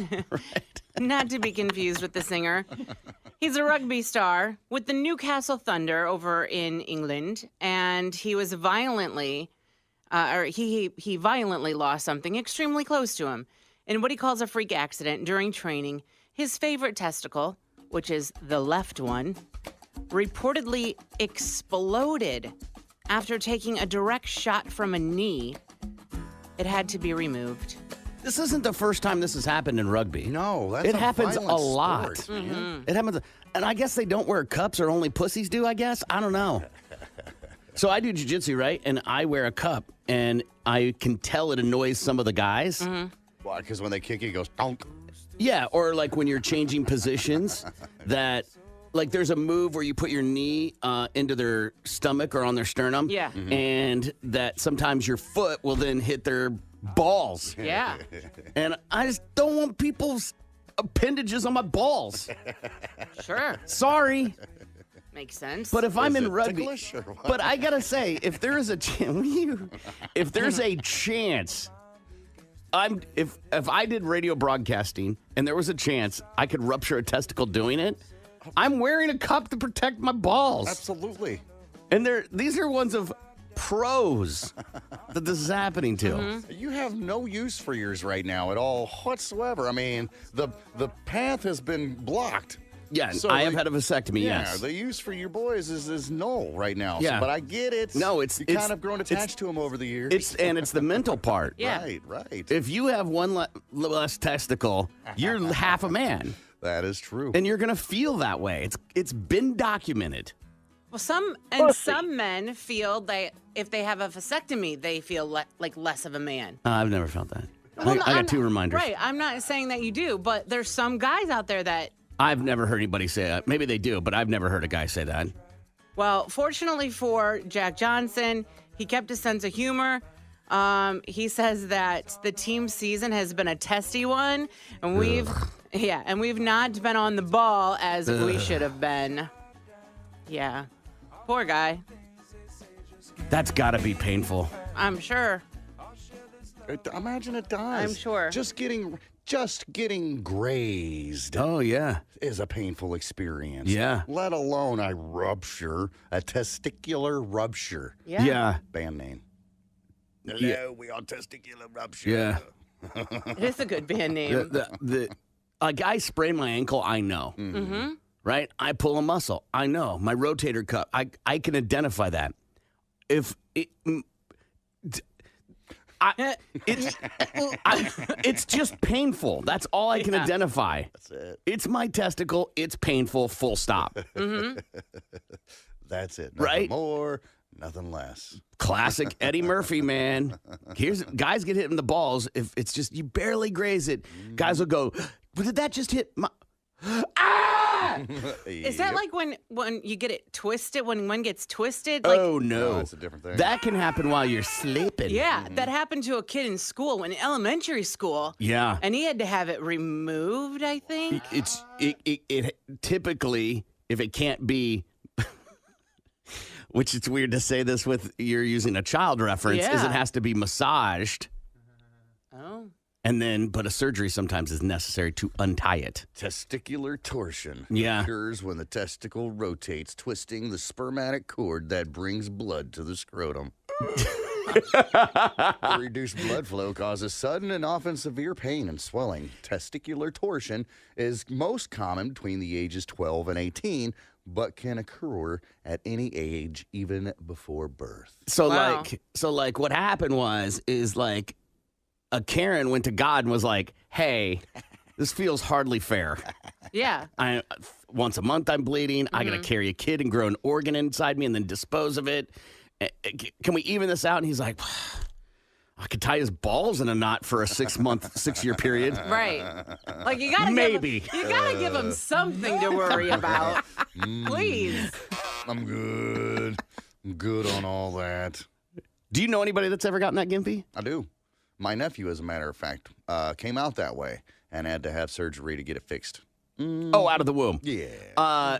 So they had to do surgery Yeah. on a baby. On a baby. They had to go On a cut baby's his little balls. baby balls open. Yeah. Listen, they were already doing the top part, so Right. Yeah. Might At least as well. He'll Just- never remember it. Maybe. Yeah. know? Maybe deep seated down in there somewhere. Maybe some hypnotherapy can bring it back. I don't know. But yeah. I mean, bizarre. I hear you, but psychologically, they say those type of things live with you. Right. That you may not remember it, but your brain does. Yeah. It's stored in the memory bank somewhere deep Yeah. down inside. Yeah. Much like they were like, nah, C-sections are fine. It doesn't affect the baby at all. That explains what Nah, we're it doesn't. It How? absolutely does. How? They don't get the gut flora. You know, that white They don't. cheese Yeah. that's They covered don't over get the, baby. the bacteria from your vagina. Right. Vag bag. They don't. I get that. They don't. And so those babies tend to have more digestive problems. Interesting. Go down the rabbit hole. Nobody does more C-sections on the planet than America. We're in a hurry. Turn and burn, man. Turn and burn. I can't be inconvenienced. I got golf. Right. Tea time at 4 o'clock. Let's get that baby out of here. Co-pilot was visibly upset before leaving plane in midair. So this comes out of North Carolina, where there's these two dudes, a pilot and his co-pilot, a 23-year-old dude by the name of Charles Crooks. So these guys were running a skydiving operation, and they're in the plane, and they'd already dropped off and picked up 2 sets of people, and they're on their way to pick up the third one. Well, the co-pilot is actually the one that's operating the plane he at this point in time. So the co-pilot comes in for a landing, and it was a hard landing. Kaboom! Ended up breaking the landing gear. Yeah, I remember the story. Okay, happened in late July. So the pilot takes the controls, tries to get it back up in the air, back up to 400 feet. Meanwhile, while the pilot is trying to get things under control, he tells old Chuck here, "Hey, why don't you get on the horn with air traffic control? Let them know, hey, we need to divert an emergency landing." Well, instead of doing that, Chuck opens up the window and then barfs out the side. Typical, okay, the guy's shooken Right, up a little adrenaline bit. dump, yeah. Absolutely. So the pilot's like, "Hey, bro, get it under control. Get these people, on the horn. We need to make a landing." together, man. Yeah, instead, he decides to go ahead and lower the ramp from the back of the plane, and that's when old Chuck got up and then takes his headset off, starts walking to the back of the plane, apologizes, and jumps the hell out. Now, Chuck, what the pilot did end up landing the plane in a field. Chuck was found in the back of somebody's backyard as a dismembered mess, and the incident is still under investigation. Yeah.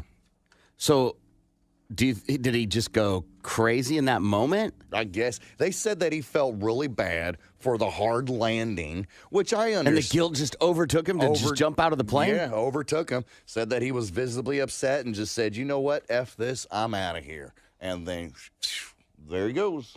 Drugs. Possibly. Drugs feels like a better answer. Mm-hmm.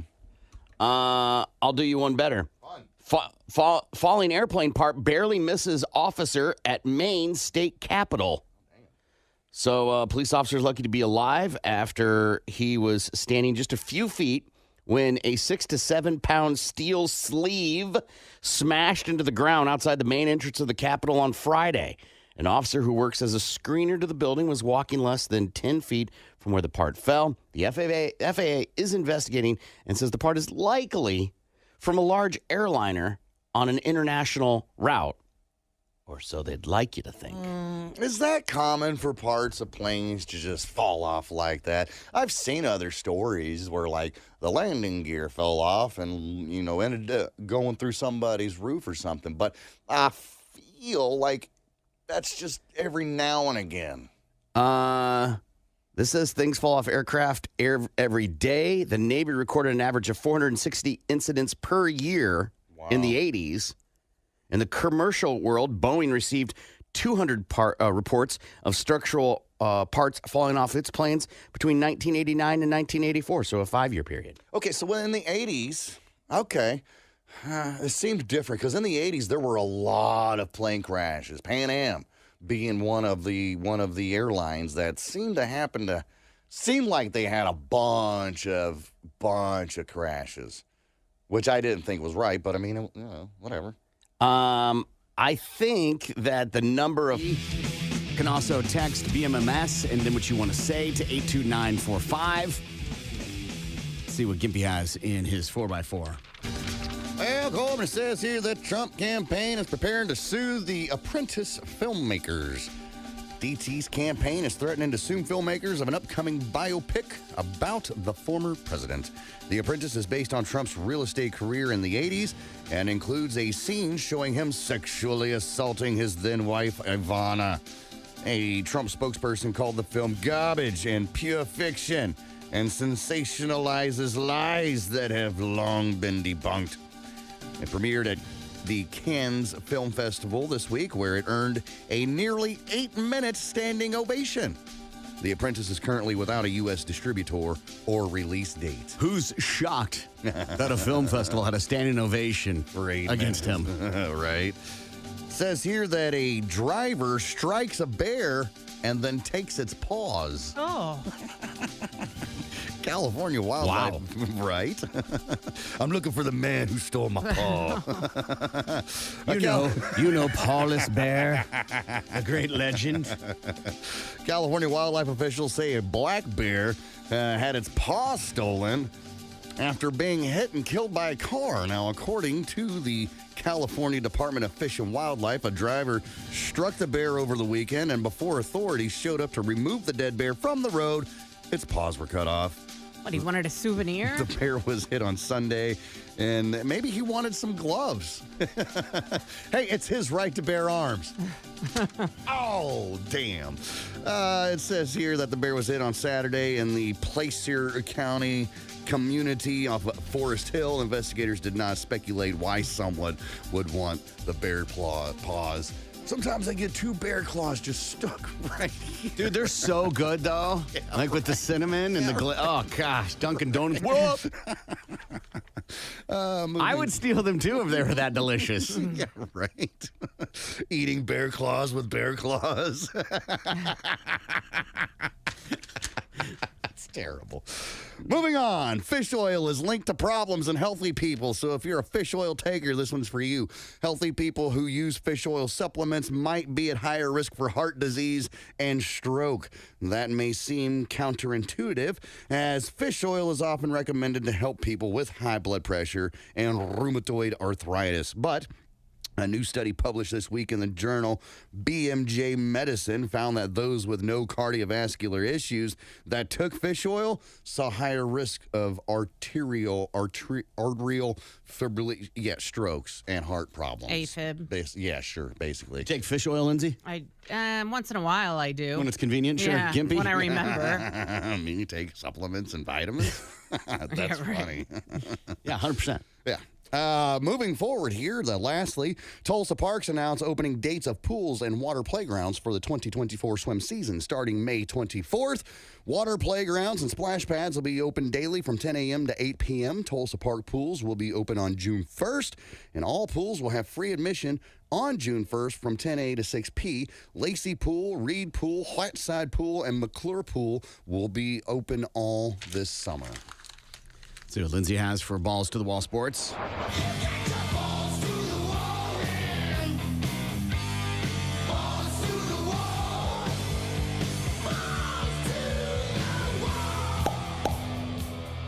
The 49ers do not have one of their premier playmakers at practice this week. San Francisco wide receiver Brandon Ayuk is sitting out the voluntary portion of the offseason program as he awaits a lucrative contract extension. Ayuk was not present as the Niners kicked off organized team activities on Tuesday. The 26-year-old is entering the final year of his rookie contract and is set to count $14.124 million against the salary cap in 2024. He totaled 75 receptions for 1,342 yards and 7 touchdowns last season. He's quoted as saying, "Pay me." Yeah, he knows what he's worth, and he's holding out. And hopefully it works out because he's a badass, and I don't want to lose him. The Packers star quarterback is at OTAs despite his contract status being up in the air. Jordan Love is attending all off-season workouts, even though he is slated to earn just $11 million this year. He told the media yesterday that he doesn't know yet if he'll play out the year on his current deal. The Utah State product is heading into his second season as the starter in Green Bay and lit up defenses for more than 4,100 yards to go with 35 touchdowns and 11 picks last year. I think that when that says like, oh, only 11 million. Yeah, he's got a rookie deal. Yeah. And he's given no reason to renegotiate his deal. Right. I mean, he's good. Yeah, but is he better than Aaron Rodgers? Yeah. No, he is not. He is. He is. He is. The person who was allegedly injured in a Dallas nightclub assault, where Kansas City Chiefs wide receiver Rashee Rice is said to be a suspect, has reportedly asked for no charges to be filed. Yeah, this story is really interesting. In a statement from police, the reporting party has signed an affidavit of non-prosecution. Even with that, however, police confirmed that an investigation into the matter will continue. Though Rice has been reported to be a suspect, no charges have been filed related to the May 6th incident. The story is that there's no evidence that this happened, despite cameras being at the facility. Yeah. No evidence at all, huh? And now the person claiming it is saying that, well, I don't want him to get prosecuted. So that means the only person that's spawned this is in this case, the photographer or whatever. What? That's weird. It's not uncommon when bad actors, right? Or let me phrase that. It's not uncommon when somebody gets in trouble that other people try to get them in more trouble. Okay. Right? Okay, yeah. Because it's an easy target. Sure. It's easy to be believable. Think about the duration of time that went from when the police charged Rashee Rice and the lawsuits happened. Yeah. Pretty fast, right? Right. This happened what? 4 weeks ago? May 6th, yeah. 3 weeks ago? Uh-huh. This guy hasn't filed a lawsuit against him? Oh, he's trying to get a payday, man. Right. No, he hasn't. He would file it right away. You got to get in line for your money. Right. Crazy. That's your Balls to the Wall Sports. I'm Lindsay on 97.5 KMOD. Balls to the Wall Sports is powered by the award-winning... Incorrect. That is a day spa. Why are people calling here asking if we have weed? Got any specials on an ounce, man? It's called Enchanted. Wildflower Day Spa Corbin. or Lindsay. dispensary. Corbin. That is a dispensary. That is incorrect, Corbin. Wildflower is a day spa. All right, Clover Patch Tulsa, day spa or Lindsay. dispensary. Lindsay. Dispensary. Lindsay would be correct. What's the score? 6-8, Corbin's Okay. lead. All right, the Merry Mind, day spa or Lindsay. dispensary. Lindsay. Spa. Lindsay. The Merry Mind is a dispensary.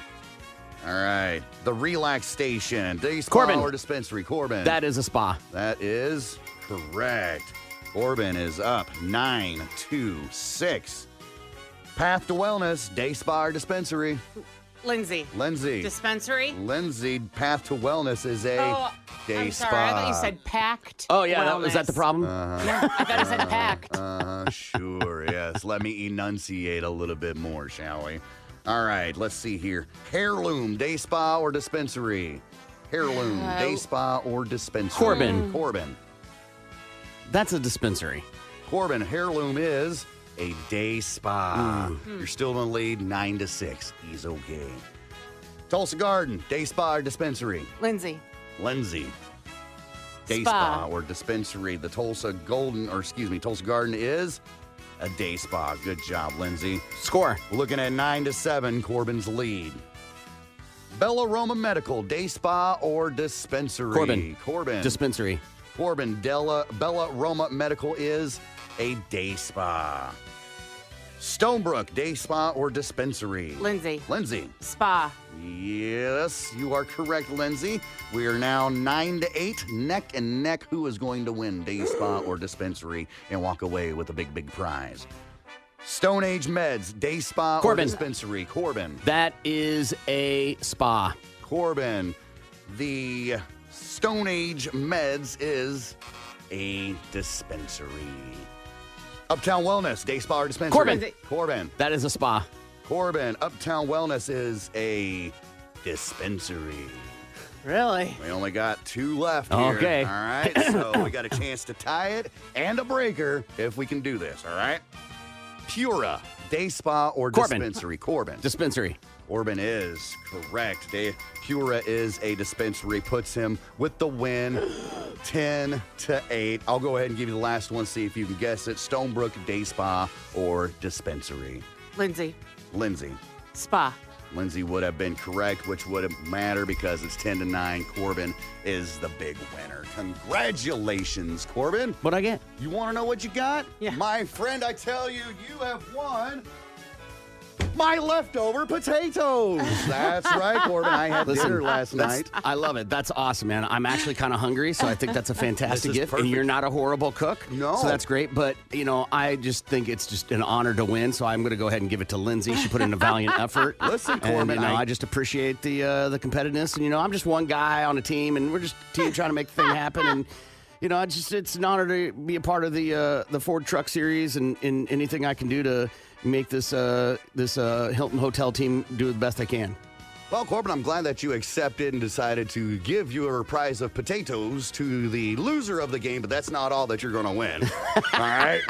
So not only do you get my leftover dinner from last night, my potatoes and a little bit of steak with some cheese on top, I'm also going to hook you up with a 6-pack of Twisted Tea. Oh. Set right up front because nobody wants this. So Yeah. I grabbed a pack and you get to take it home with Again, you put Twisted zero Tea. effort into the prize. Yeah. Again, I'm just real grateful that this Hilton Honors team did the best they could, and we'll make sure part of the Ford Truck Series continues. So I'd like to give it to my second place because second isn't winning. So Dude, Twisted Tea is a great beer fridge for guests. Right, right. item. Well, congratulations, Lindsay. You got yourself some old mushed potatoes and some warm Twisted Tea for losing on Day Spa or Dispensary. a doll feels a little too childlike. Right. Any kind. Yeah. Right. Any I mean, kind. the obvious, the sex dolls would The be. word doll Right. is what negates it for me. Well, Right. so toys, they have sex toys. Toys are for children. No, they also have toys for adults. Like Drills. Right. Big boy toys. big boy toys. Yeah. Gotcha. Yeah. And for the big Beach girls, toys. Yeah. Okay. Lake toys. Okay. Toys is synonymous across the board. Uh-huh. Dolls, 94% associated with children, specifically Yes. girls. Okay. So it's a little bizarre. A little weird. To each is their own. Mm. I'm not going to spend $2,700 on one of those real live looking sex dolls. That's just for I'll me. take the bait. How much would you spend? Yeah. What is your top out My top out on sex dolls? If I was to purchase a sex doll, now obviously, yeah, you could go and get one of those $50 jobbies that they always look surprised or whatever. But I would like to have, if I was going to get one, it would be one of those real dolls, right? But I'm not. Maybe $1,000, maybe $1,000, and that's a lot. That's a lot, right, man. I can speak Gimpy. He is not saying he would spend $1,000 on it. Right. Okay. He's saying gun to the head. Right. Okay. Right? Right. Absolutely. I think if he were going to buy one, that would not be the price point he'd shop at. He's saying if he had like the most, Right. it would have to be a utopian world. Probably would have had won $1 billion lottery. Like, Yeah. Well, if that's the case, if I'm winning a lottery, then yeah, I want to get the high end one, man. Spend, $3,500, get everything that feels real, maybe one that's like got AI and can If you talk wanna- back to you a little bit. If you won the lottery, you wouldn't need to buy a sex doll. You'd have women lined up if you won the lottery. not if you don't trust people and you don't want them around. You think all they want is money. Boom. That real life sex doll ain't taking me to the cleaners. I'll be taking her to the cleaners, but she ain't taking me. Nay, nay. Do you take a job as a rich person sex toy cleaner? No. How much are we getting paid? That's the real Minimum wage. question. Minimum wage. I'm not getting paid $7.50 to go Everybody needs a job. to go scrub out some rich person's sex doll. Okay, but you get to, sorry. However, you then get to be in their house when they're not there, like as a house I caretaker. get to use all their Yeah, luxuries, so yeah. that means I get to drive the cars. Probably not the cars, but you get to use their house. Nah, I'm out then. If all I get is one room. No, and I like get they're to not use there, so you can have the kitchen, you get to do the pool, like whatever. When they're not Absolutely. there, you're the caretaker. Yeah, but I'm not going to be able to sleep in their luxurious bed with their 1,000 thread count Egyptian cotton Sure, sheets. You see they're what I'm not. saying? Yeah, but they're not putting a futon Right. in your room. Even then, if I don't have access to all the amenities that you have, we're talking, cars, boats, jet skis, private, planes, whatever, then I don't want any part. I would, if I had access to all that, sure, I'd do it for minimum wage. Why not? Yeah, young me, access to all that stuff. Sure. Yeah. Every job's got hard days. I've told the story. I was a dog walker in San Francisco. The only difference between that job and any other job is I put the crap in my hand. That's the only difference. Exactly. Every job has bad things you got to deal with. Absolutely. And that one just happens to be the job. Right. So, it is what it is. But look, I get to throw house parties, when they're gone, invite my friends over. You're jeopardizing your job at that point. Absolutely. But, hey, ride the wave while you can, right?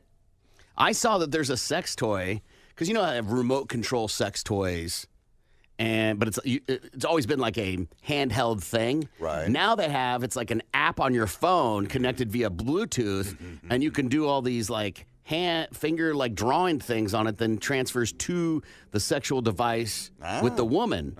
And I'm like, that's really fascinating. So then I went down the rabbit hole of weird sex toys. Okay. They have a rose quartz crystal shaped phallic looking sex toy. Okay. So it's, what quartz is, right? It's like countertop. Yeah. Very similar to granite, except it's man made. Very shiny, heat resistant, but heavy. Yeah. Yeah. Huh, okay, I'm the only one that thinks that's weird. It Okay. is weird and probably expensive. $200. Big T's Rub My Ducky Classic. It is for the bathtub. It is a sex toy that looks like a rubber ducky and has a vibration to it. So think of the bill and all the other angles that are on it. Another one, a vibrator in the shape of a hammer. Whoa. Really puts the meaning to pound it, huh? Going to Pound Town. Oh, God. A tentacle dildo. I have seen those. They're so scary. Weird looking, right? And I'm like, why? This is one for guys. I've never seen this before. It has a name. It's called a godemeki. and it's a tube. It's got threads for you where you can hold it like laces almost, like a football, and then the inside's dimply. Yeah. A steel faux foxtail plug. Okay. Those tails are nothing new. No, but this one looks exactly like a tail. Oh, my goodness. A corn on the cob vibrator. Corn on the cob for the country girl. It's gone. It's got I'll tell the you all juice. about it. Yeah. That's exactly what I thought when I saw it. Goodness. Corn on the cob. I gotta look. Yeah. It makes sense if you think about the attachments that are with it. Oh, God. You know what I mean? Like the dimpling and bumps and all that other stuff. Usually dimpling and bumps is not something you want to mess with, right? Right. You need to go see a doctor and get those bumps removed. Some of you may have grandparents that have special china and some case in the dining room that's white with blue patterns on it. The blue willow china. Sure. This is a butt plug that looks like that. Oh my goodness. Honey, it's special anniversary night. Break out the fine china. Yeah. Another one, the penguin. Uh-oh. And it looks like a penguin whistling. And the part that would be the mouth of the penguin would apparently be where the magic happens for ladies. The Satisfier penguin. Oh, hey, look at that. A little bow tie and everything.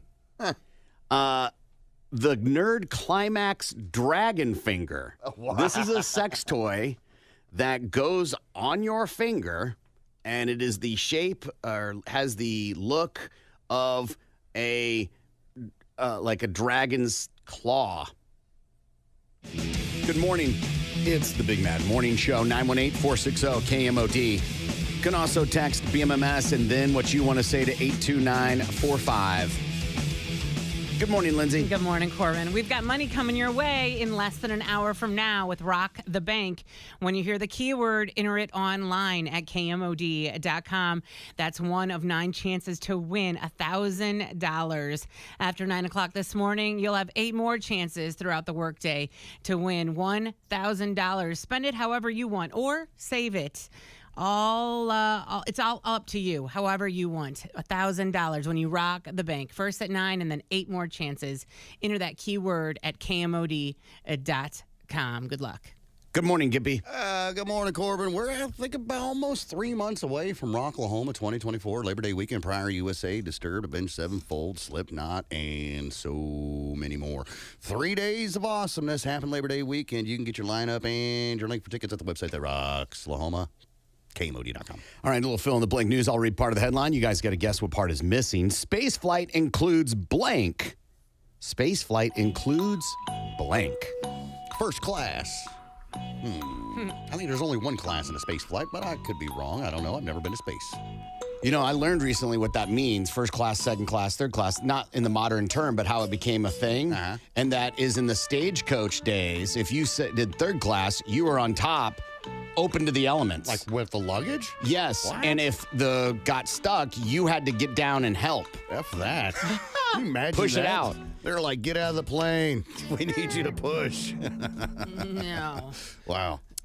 Pictures, maybe? A man kept from becoming the first black astronaut more than 6 decades ago is among the oldest people to go into space. The Jeff Bezos-owned Blue Origin flew 6 people on a space flight Sunday, taking off from the launch site 1 in West Texas. Among those on board was 90-year-old sculptor Ed Dwight, a former Air Force pilot who has been on track to be part of the crew for NASA spaceflight in the 60s. Dwight called the near 10-minute flight a life-changing experience. They're like, yeah, it's been a couple of decades. We'll give you your shot now. Yeah, I imagine it's a little different. Blank users get paid by the state of California to kick habit. Blank users get paid by the state of California to kick habit. Smokers? That's the first thing that came to Cigarettes? my mind. Nicotine, tobacco users, Yeah. vape users. But that also, because there's a huge problem with, fentanyl and opioids and Heron and stuff. So I could see how that could be, in there. Fentanyl users or opioid users. I think nicotine, because it's so addicting. California is paying methamphetamine addicts to kick the habit. Sorry. You're going to laugh more. Okay. A new program pays anywhere from $10 to $27 on a sliding scale for successive clean urine tests. What? Meth users who stay sober can earn up to, what do you think? $1,000. $100. $599 per year. Oh, $61 million is set aside in the coming fiscal year for the project, punctuating just how widespread the problem of meth addiction is. I am not a drug counselor. I am not an expert on drug addiction.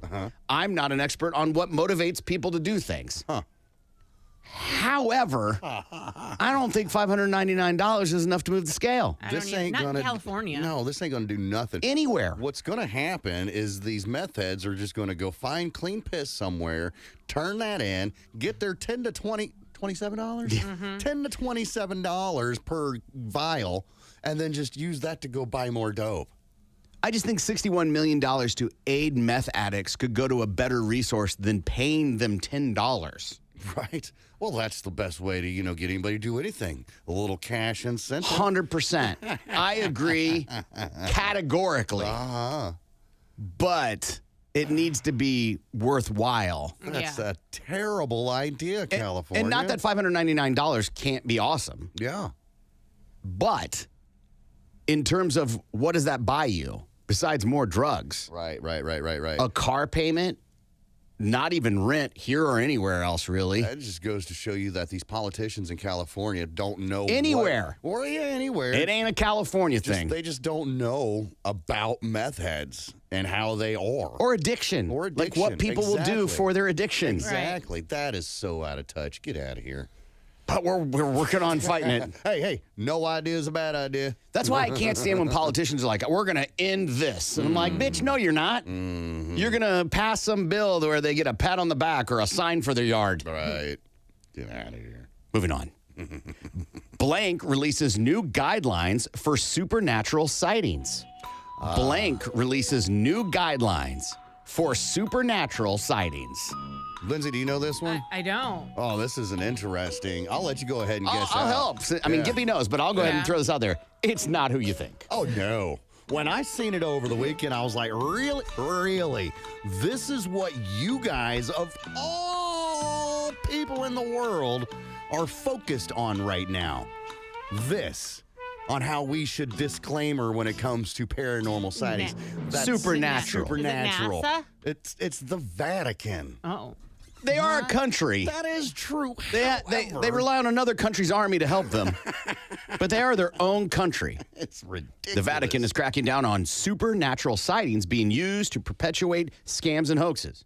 The Vatican released a new document today called Norms for Proceeding in the Discernment of Alleged Supernatural Phenomena. It mandates that bishops who investigate supernatural claims seek Vatican approval before ruling on the validity of the claim.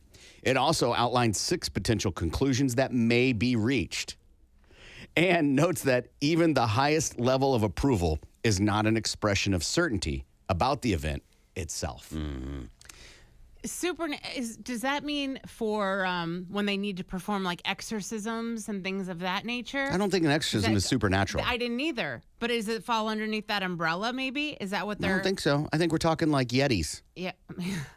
Aliens. That's at least what I gathered from it. I see things like this, and Gibby kind of alluded to it, time spent on things like this, and then I'm reminded about 9 million people believe the Earth's flat, so... Yeah.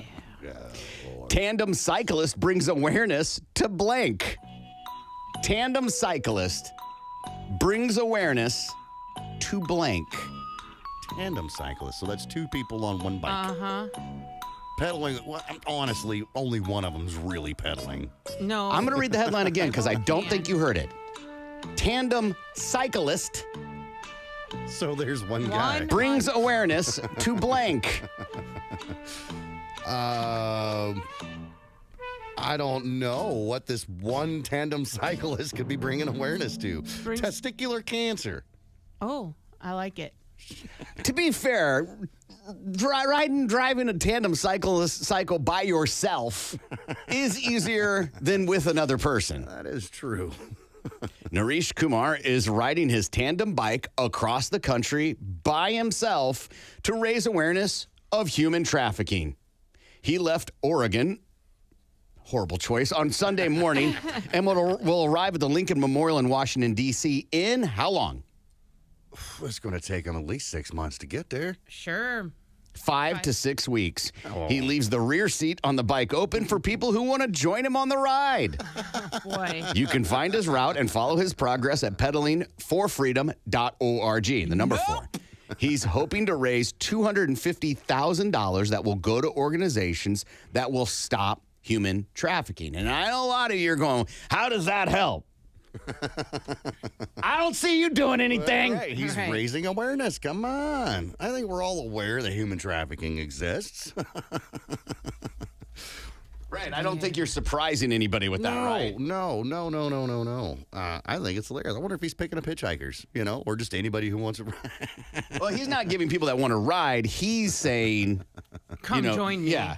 Right, so you could pedal the back half while I give my legs a break. Right. Pedaling from Oregon to Washington. It's kind of brilliant if you think about it, because that's what he's doing, right? He's like, no. We'll do it together. What's in your eye, man? Yeah, right. Get out of here. I was trying to pull up his map so I could. Anyway. Slipknot drummer misses show because of blank. Oh. Slipknot drummer misses show because of blank. Because he got He lost. fired, didn't he? Yeah. Quit. He misplaced his mask. That I could see. I could see that. Slipknot drummer misses show because of his equipment got lost. Can't find my costume. Right? Where's my drumsticks? Right. Slipknot drummer misses show because of explosive diarrhea. Ooh. That would definitely cause you to miss a show or two. Because he fell off the stage. He's on a tandem bike ride Right. for human trafficking Human awareness. Trafficking awareness. Sorry, I was just catching up on where Naresh is. Yeah, where's he at? He's still in Oregon. Of course. I'm going to check in on him. During the headlining set at the Sonic Temple Festival in Columbus, Ohio, Slipknot took the stage Saturday night without founding percussionist Clown. That's a big deal for those who don't know the Slipknot world. Frontman Corey Taylor addressed Clown's absence, revealing he had to stay home after breaking a tooth that required removal. Despite being an essential member, Clown insisted the band perform for the fans. Taylor led the crowd in sending love and support to their missing bandmate before dedicating the song Duality to him during the encore. While rare, this wasn't Slipknot's first time performing without Clown, who has previously missed shows for injuries, family emergencies, and personal matters over the years. I thought he was out of the band, too. I am surprised that a dental thing would make you, I mean, I guess if you're under sedation, but I would think that would be like, hey, the next day. Yeah. It's not like you're singing, Clown. You bang on a goddamn keg or what the hell ever, okay? You're tambourine man at best, so. Well, maybe the tooth. Ouch. I'm just saying. I don't think Clown is. Right. I'm just saying. It's not like he has a very, pivotal role in the band. Yeah. And the headline's got it wrong. He's not the drummer. No, he's not. And he's the percussionist. That's where I was confused. So yeah, he bangs on something, right? It's not the drums. He's not singing. Take your goddamn painkillers for your tooth and then get back to work. Do you think people in bands, like in this scenario, Corey's, they're like, hey man, Corey, I gotta have a dental thing done on Friday. And he's like, nah, damn it, we have a show. Right. And he's like, hey, man, it's life. Yeah. Rather than, they're only on tour, and they're off probably every fourth day. Right. Suck it up. Why couldn't you have taken care of this when I had my nervous breakdown? Where did the time go? Dr. Feelgood turns blank. Dr. Feelgood, the album, turns blank. You're 40 years old? Dr. Feelgood. I want to say 40. I want to say 30. You think so? That would have been what? No, it's not 30. Because that would have been like 90 something, right? I guess it could have been. I thought it came out in the 80s. Like 86, 84. Okay, 40. It's 30 or 40. Motley Crue bassist Nikki Sixx said that their album, Dr. Feelgood, turns 35 this year. And one thought comes to mind, our girlfriends and wives are just barely older than that. Hey, that's what he said. The 1989 release remains the only Motley Crue album to top the Billboard 200 album chart. The title cut is the band's highest charting single, reaching number 6 on the Billboard Hot 100. The Crue get back on the road June 21st at Summerfest in Milwaukee. Lenny Kravitz drops new blank. Lenny Kravitz drops new blank. Okay. Album's the first thing that comes to my mind, but biopic, Docu-series. docuseries, I think fits in there as well. Or he drops a new baby. I mean, that could be possible too. See a car pulled over on the side of the road. Lenny Kravitz drives by, wants to help out, goes over there and sees a hysterical father, soon-to-be father, and the mother in the back seat in labor. So he delivers the baby on the side of the highway, picks it up, goes to give it to her, slips out of his hands, drops it on the concrete. Close. Lenny Kravitz is sharing another preview of his upcoming album, Blue Electric Light. The rocker just dropped a new song called Paralyzed, which I do have. Paralyzed, the third tune he's released from the album. Blue Electric Light is Lenny's first new album since 2018. Wow. Right.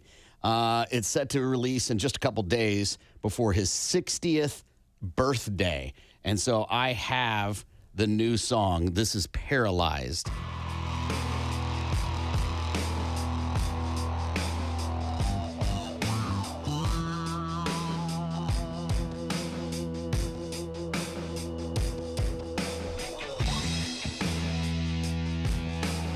So far feels very Kravitz on brand. Yeah.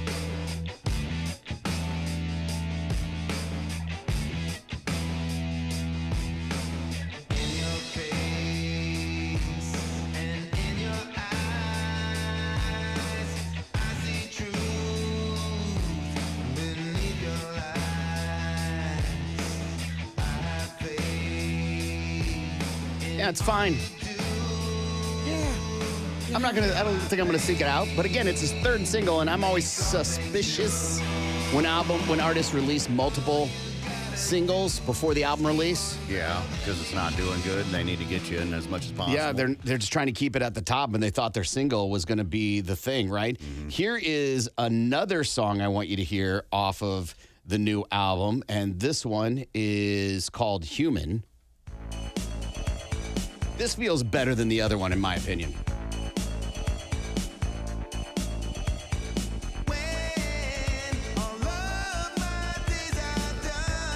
A little more poppy. I don't like it. Does not surprise me.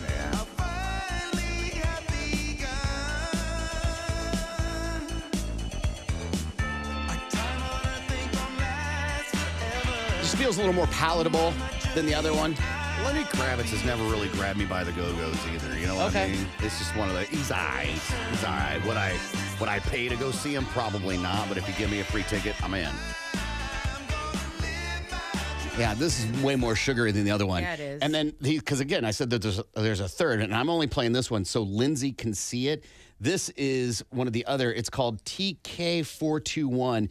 And do you remember when D'Angelo had that that song come out and how people were like, damn. Right. Right?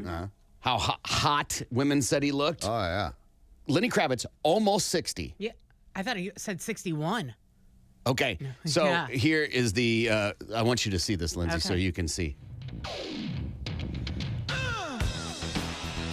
He's naked in this video. You see this 60-year-old butt. Yeah, he's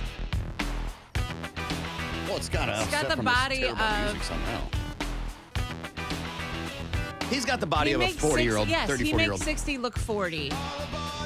That's the crack of his ass. My God. He looks great. Yes. If I look that way at 60, I will put out a music video. Absolutely. Man's got a six-pack, man. Yeah, good for He's him. ripped. It's got a little more funk in it. Yeah, A little I like better. this one. My God. Washboard abs. At 60. My God. I'm close. Moving on. Blank pays tribute to 9 to 5 co-star. Blank pays tribute to 9 to 5 co-star. Oh, man. Dolly Parton? Well, yeah, but I was thinking it was somebody paying tribute to Dolly Parton. So I'm trying. Wasn't it like Lily Tomlin was Yeah, in that Lily movie? Tomlin. Who else was in that? 9 to 5. Burt Reynolds, right? No. Ah, damn, it's been so long since I've seen 9 to 5. The only name that I can come up with is Lily Tomlin. Yeah, but I'll say Dolly. Dolly Parton is paying tribute to co-star in her first acting role. The country music legend sang the title song and co-starred with Jane Fonda and Lily Tomlin in the 1980 film 9 to 5. Dabney Coleman. Oh, yeah, sure. Who is that?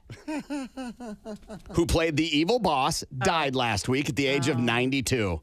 In an Instagram post, Parton called Coleman funny, deep, and smart, and I haven't seen him since the 80s. She said he taught her so much when they did the film and remained friends throughout the years. Okay. I did the same thing. I was like, Dabney Coleman, was that the... Forgetting it was Jane Yeah. Fonda. I was like, is that the blonde? Like, which one was that? Is that the secretary? Yeah. Or whatever. Oh, yes. Okay. Blank's final episode to air soon. Blank's final episode to air soon. So what's going on now that's been around for a long time? Oh, I know this one. What? Oh, I'm pretty sure Is it a I know reality this. show? It's not a reality show. I mean, it could be a reality show, but this is a show that's been on for a long ass time. I'm thinking that it's Pat Sajak Yeah. and the Wheel of Fortune Yes. because I think they went ahead and recorded it a long time ago, and they're like, let's go ahead and finally play it. It would be his last episode, His though, last right? episode. Yeah. The final Wheel of Fortune episode, hosted by Pat Sajak, is set to air soon. Sajak has hosted the show since 1983. Earlier. announcing his retirement last year. His final episode is filmed in April, set to air on June 7th. Sajak surpassed Bob Barker in 2022 for the crown of the longest-running host of any game show, and I think he's going out at the right time. He's starting to be creepy and uncomfortable. I'm sorry. He's starting to be more creepy and uncomfortable. I don't know if he's being creepy, but He's he's absolutely being creepy. He's just kind of being. He gets a little rude. He's an old man. Of course he's going to be rude and creepy. I signed up for the show last night to be a contestant because they're looking for contestants. They're always looking for contestants. Not always. They're always looking for contestants. Blank begins production on final episode. Oh. Blank begins production on final episode. All right, so this is another one. So a little different than the previous one. Yeah. Begins production on final episode, huh? Okay. The Boys. What's that one show that all of us watch on HBO Max? The sci-fi. Last of Us. Last of Us. Okay. I don't see why that would be. It's not even set to return for like 2 more Yeah, years. that's true. Yeah, so I don't see them doing that. Yellowstone is gearing up for its final ride. The hit television show has begun production on the final episodes of the series, shooting once again in Montana for the second half of season 5. Production was delayed last year due to the Hollywood strikes, along with reported issues involving Kevin Costner. The first half of season 5 originally aired between November of 2022 and January of 2023. The final episodes are on track to air on Paramount Network in November. I thought Kevin was out. Yeah, so did I. So I don't know how they're going to play that out. I wish they would do something more with 1923. They haven't done anything with that, and I haven't heard anything about it. The Harrison Ford one or the other one? Harrison Ford one. Yeah. Because, like, with the 1883 or whatever, that had some good finality to it. Yeah. You know, to where, like, 1923, they kind of left us hanging like, there's going to be more, and I haven't heard or seen anything about it, so. Got to take a break, and we'll be back. You're listening to the Big Mad Morning Show. This Took really good care of them, and they still looked new. Ashes of the deceased. One time we found someone's ashes in one of the standard plastic tubs funeral homes usually give out. His information was still on the side. Our management contacted his family using the information that was written on the side of the plastic tub, but the family said they threw the poor man out on purpose. This text says an old coworker found a vintage collection of Playboy magazines, had them appraised, and was told it was worth about $20,000. That's something worth keeping. Who would you go to for that? You take it to the Antique Roadshow. I'm just saying, like, who do you go to appraise Playboy magazines? Right. Yeah. And if they're slightly used, does that depreciate their value? I would think. Like, this is great, but pages 39 and 40 are stuck together, so. And also, if you find a Chiefs shirt and bring it to me, I'm going to be psyched and tell you how awesome it's worth. Right. Is. I just, to me, that is the, when people are like, oh, these magazines are going to be worth so much money. Okay. I just don't buy into that. Right. If they're in mint condition. So what? Again, so what? Who cares? You got to find somebody who's going to pay that kind of price, whatever. Exactly. Drew Carriedall. We see people on that stupid show, Pawn Stars, and they bring in super rare things. Right. And even they're like, it's not worth that much. So I don't know why a bunch of magazines would be worth $20,000. I think some of these stories get so over glamorized to make them sound sexy. One junk removal company found weapons.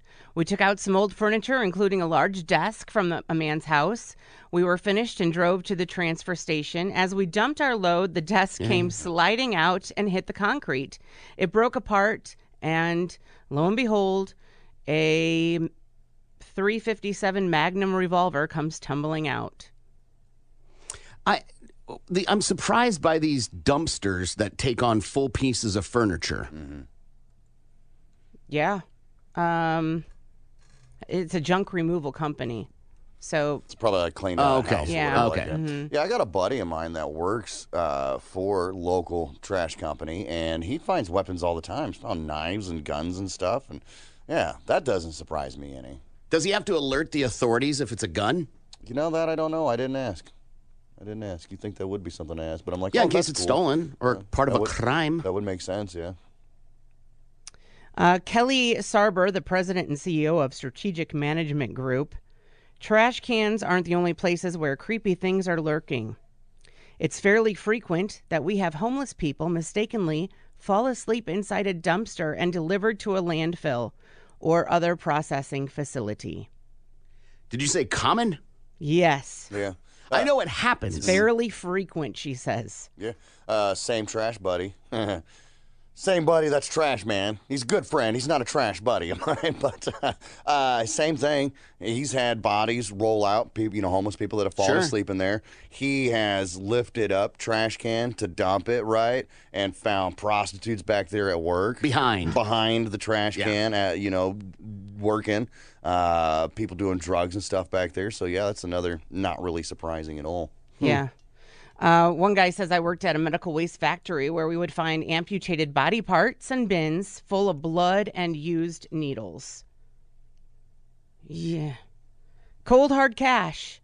I found $4,000 worth of cash in a cereal box once. Nobody will ever look in the tricks. Yeah. Local gypsies had been cleaning out their caravan and threw out the box of cash by mistake. Did you say gypsies? Yes. Huh. Yes. Okay. We managed to find the box and rightfully return them their money. I'm not I can only go with what I've seen happen with my trash being picked up, and they don't go through the trash. Right.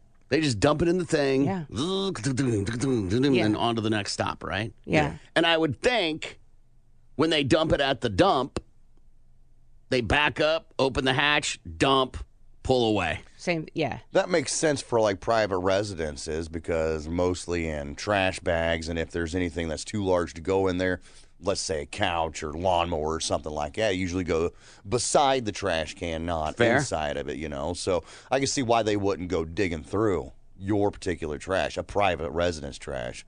But with public dumpsters, these big ones, we got people out here all the time dumping stuff in our dumpsters in the back parking lot here. Yeah, but the Trashosaurus Rex comes and gets it. Right. They don't even get to see. Most of the time, they don't even get to see in it. Right. And again, they back up, dump. Never even seen the again, from what I've seen, maybe they do stand out beside it and watch it. But people that are trash people that are listening to the show have told us they don't get out of their rig. Mm-hmm. Only to open a gate to get to the dumpster is the only time they get out of their rigs. Mm-hmm. I wonder what that day was like when the automated garbage trucks came through, like the day that they got those, or they were told they're getting those, what that day was like. They probably hated it Why? because it eliminated jobs Oh, that's true. Well, I still see 2 or 3 people in those trucks. for residential, but for Trashosaurus Rex that picks up the dumpster, Yeah. it's one person. Right. Okay. Kelly Sarber, the president and CEO of Strategic Management Group, again said that we had a woman in New York City mistakenly toss her diamond ring into the trash. She then paid an undisclosed amount of money to have one of the massive barges that took waste from Manhattan to Fresh Kills landfill pulled out of service so the garbage collectors could dig through the thousands of tons of trash until they found it. And they did find her ring. Raccoons. My favorite thing about emptying people's trash is the raccoon surprise. You open the top of a can and stick your hand in to grab the bag, but instead grab a raccoon or two. I saved a few of those cute little creatures. Cute. Get out of here. Yeah, no kidding. Text came in. I also learned that people tip the trash man with cash and beer. Nice. I mean, cash, I've done that. I've tipped the trash people. The problem is they're not always the same people on every route. Right. And then, so I'm thinking them, what, for the one time they did? I don't know. But to tip beer, I don't know if they drink beer. Mm-hmm. Right. You're just assuming at that point, and then they take it anyway just because of the gesture.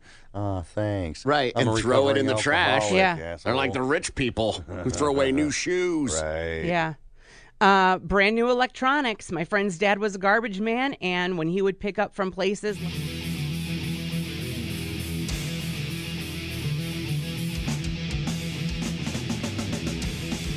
Good morning. It's the Big Mad Morning Show. Lindsay threw a grenade in that last segment saying she applied for being on Wheel of Fortune. Yeah. I want to know more. Yeah, well, I told you yesterday I tried watching the show, but then the weather coverage was on, and so it was like the last 2 minutes of the show, and it said, "Want to be a contestant? We're looking for new contestants right now." And so I thought, I do want to be a contestant. And so I signed up. And then it sends you an email. Hey, thanks for signing up. Take part in this quick, big money game. It takes less than 10 minutes. Right, to get people to play their game that they have online, sure. And yes. And so you play the game and it times you. How'd you do? And then you submit. I did 3 rounds and it times you and you solve puzzles and they put the clock on. And if you can solve it under 30 seconds, then you move on to the next round. Mm-hmm. And I got all the way through the end. So now what? Now you wait, I guess. You'll get a phone call or an email, I guess, from their producers. Because then you always have to go through an interview process. Yeah, I mean, yeah. But then you have to fly out there on your own, put yourself up on your own, and then that doesn't guarantee you'll be on the show. Uh-huh.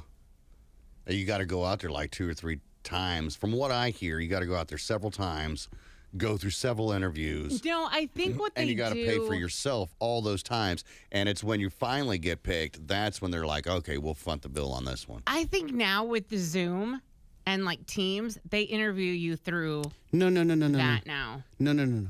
Once you are a viable contestant, you're right. But when you become a viable contestant, there's no guarantee you'll be on the show. They go, great, you need to be out here on next Thursday. Right. So then you got to take off of work. You got to have money for a flight to get out there. Hotel. Food. Food. This is, because I looked at it. I'm not saying that I would join because I suck at the game, right? I have it on my PlayStation and I can't play very well, if that tells you anything. But it says upload a video of yourself, and it says here's your instructions for your video, blah, blah, blah. It says smile, be yourself, and let the unique shine. That makes sense. Show us your fun, excited fan energy. It says do not record it in your office cubicle. Do not look like you've just rolled out of bed. Do not tell us that being on wheel is on your bucket list. Please note, once application is submitted, you cannot edit and have fun. I didn't submit a video. Yeah, because they do didn't it. say it was mandatory. And That's gonna get you also, paid. Yeah, no, bare minimum always by- works. Well, no, but by the time that I filled out my thing, my phone was at like 5%, so it wouldn't even. Plug it in. That just makes me wonder, like, I just sent the pictures, The pictures? a picture of myself. like a face. Oh, you didn't tell us shot or something that. Like that. Yeah, well, you have to send in a picture of yourself. That is one of them. You upload a contestant photo, and Which then photo did you use? I used my Facebook profile pic, Which is? just a photo of me from the neck up, of me at a bar, staying at a bar with Kevin. So a picture of you and your old man, or did you crop him out of it? No, just a picture of me and him. I didn't crop. So you put both of you in here. Okay. I would have cropped him out of it. Well, Nothing and against him, sometimes, but well, and they ask you in the picture too if you liked their theme shows, if there's a theme show, and I said sure, I can do the couples show. So there's because he and I will play this together on the Xbox. We rock. Yeah, no, I'm sure it's very similar. It's fun. I love that you ran out of battery power. How many things do you think in life people are like, well, I was gonna, but my phone's dying. you potentially could be the best Wheel of Fortune contestant ever, but only had 5% power. Mm-hmm. All right, we'll take a break. We'll be back. Tulsa's Morning Show continues next. The Big Mad Morning Show on Tulsa's Rock Station 90. Okay. All those sound like good ideas. New Jersey is the only state in the U.S. where drivers can't pump their own gas. Huh. It comes as lawmakers in Oregon voted to end the ban on self-serve gas, and Governor Tina Kotek signed off on it, ending the state's 72-year ban. Gas stations across New Jersey have pushed for lawmakers to lift the ban, which has been in effect since 1949. They say self-serve gas would allow them to lower the price. Absolutely, yeah. I wonder why that's crazy. That's crazy. I thought, those days of somebody else having gas station attendants were pretty well over. Yeah. I haven't seen one in forever. There's one here in town. Is there? Yeah, Reed's over Oh, on... yeah, Reader's over there off of 15. Okay. But it costs you extra. And Of course it does. I don't like it, yeah. Blank are coming to Jeopardy. Blank are coming to Jeopardy. Nerds. In there. Right. Average people. There you go. The bottom of the class is coming to Jeopardy. Right. Reruns. Oh, I could see that. Like on a game show network or something. Playing the old episodes of the Jeopardy. Oh, yeah. Like the 80s and stuff like that. So we still get our taste of Alex Trebek and that wonderful stash. And the fro, man. Oh, yeah. When the new season of Jeopardy premieres, there'll be some changes as the writer strike continues. During an interview on the Inside Jeopardy podcast, that's a thing. Executive producer Michael Davies revealed that the show will use a combination of material from our WGA writers wrote before the strike, which is still in the database, and redeployed material from multiple seasons of the show. The new season will also have a second chance tournament showcasing players from the 2020-2021 season. Look for new episodes of Jeopardy to premiere in September. Okay. This strike is causing a lot of problems. I didn't know the writers wrote the stuff for game shows. I didn't either, but I guess it kind of makes sense. Somebody's got to write it. Yeah. So what are they going to do? That's why CBS is going to have Survivor. They're going to have Survivor, Amazing Race, and Big Brother on all at the same time. Right, because those don't require writers. Yes. Huh. Or actors. Right, right. So they will have them. That's never happened before. And we watch all three of those. So, and they're on so much. I don't know how we're going to keep up. That's a wife problem. Which makes it my problem. Almost half of Americans aren't eating enough blank. Almost half of Americans aren't eating enough blank. Fruits and vegetables. Green vegetables. Red meat.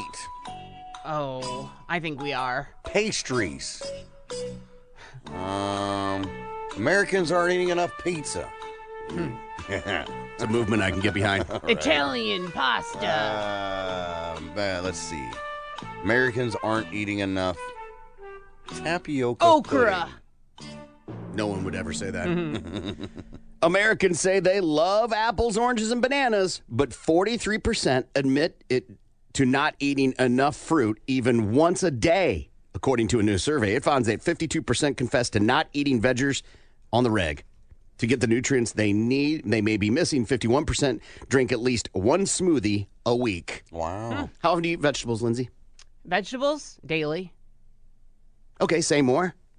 With dinner every day. It's Every day you have vegetables with dinner. Yeah. Like a portion of vegetables, not like, hey, the pasta has tomatoes in it. No, we have a portion of either something.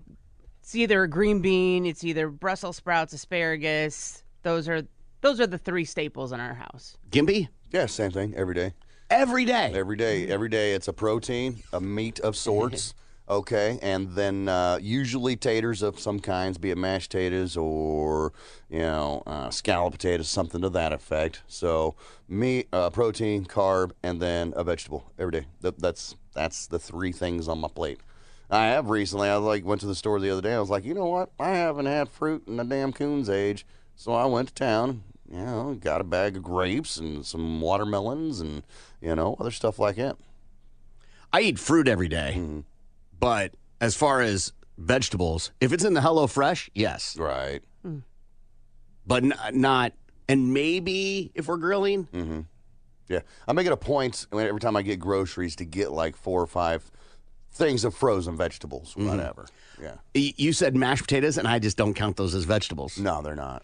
Raw potatoes or whatever, like a baked potato would be all right, but... I mean, if you're going to count a baked potato, you should be able to count mashed potatoes, and you should be able to count French fries. Okay. Right? Because it's all potatoes. Right. It just depends on how it's cooked or whatever. Yeah. If you eat fried green beans, you eating green beans? Technically, but it's deep fried. If I have fried mushrooms, that's not the question, isn't how they're made.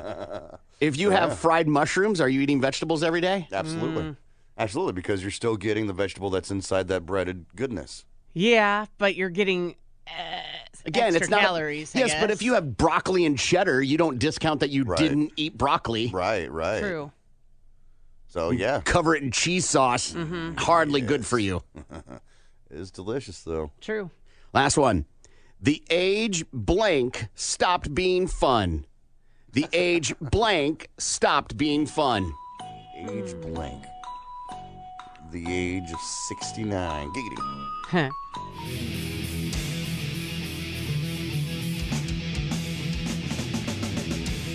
Good morning. It's the Big Mad Morning Show.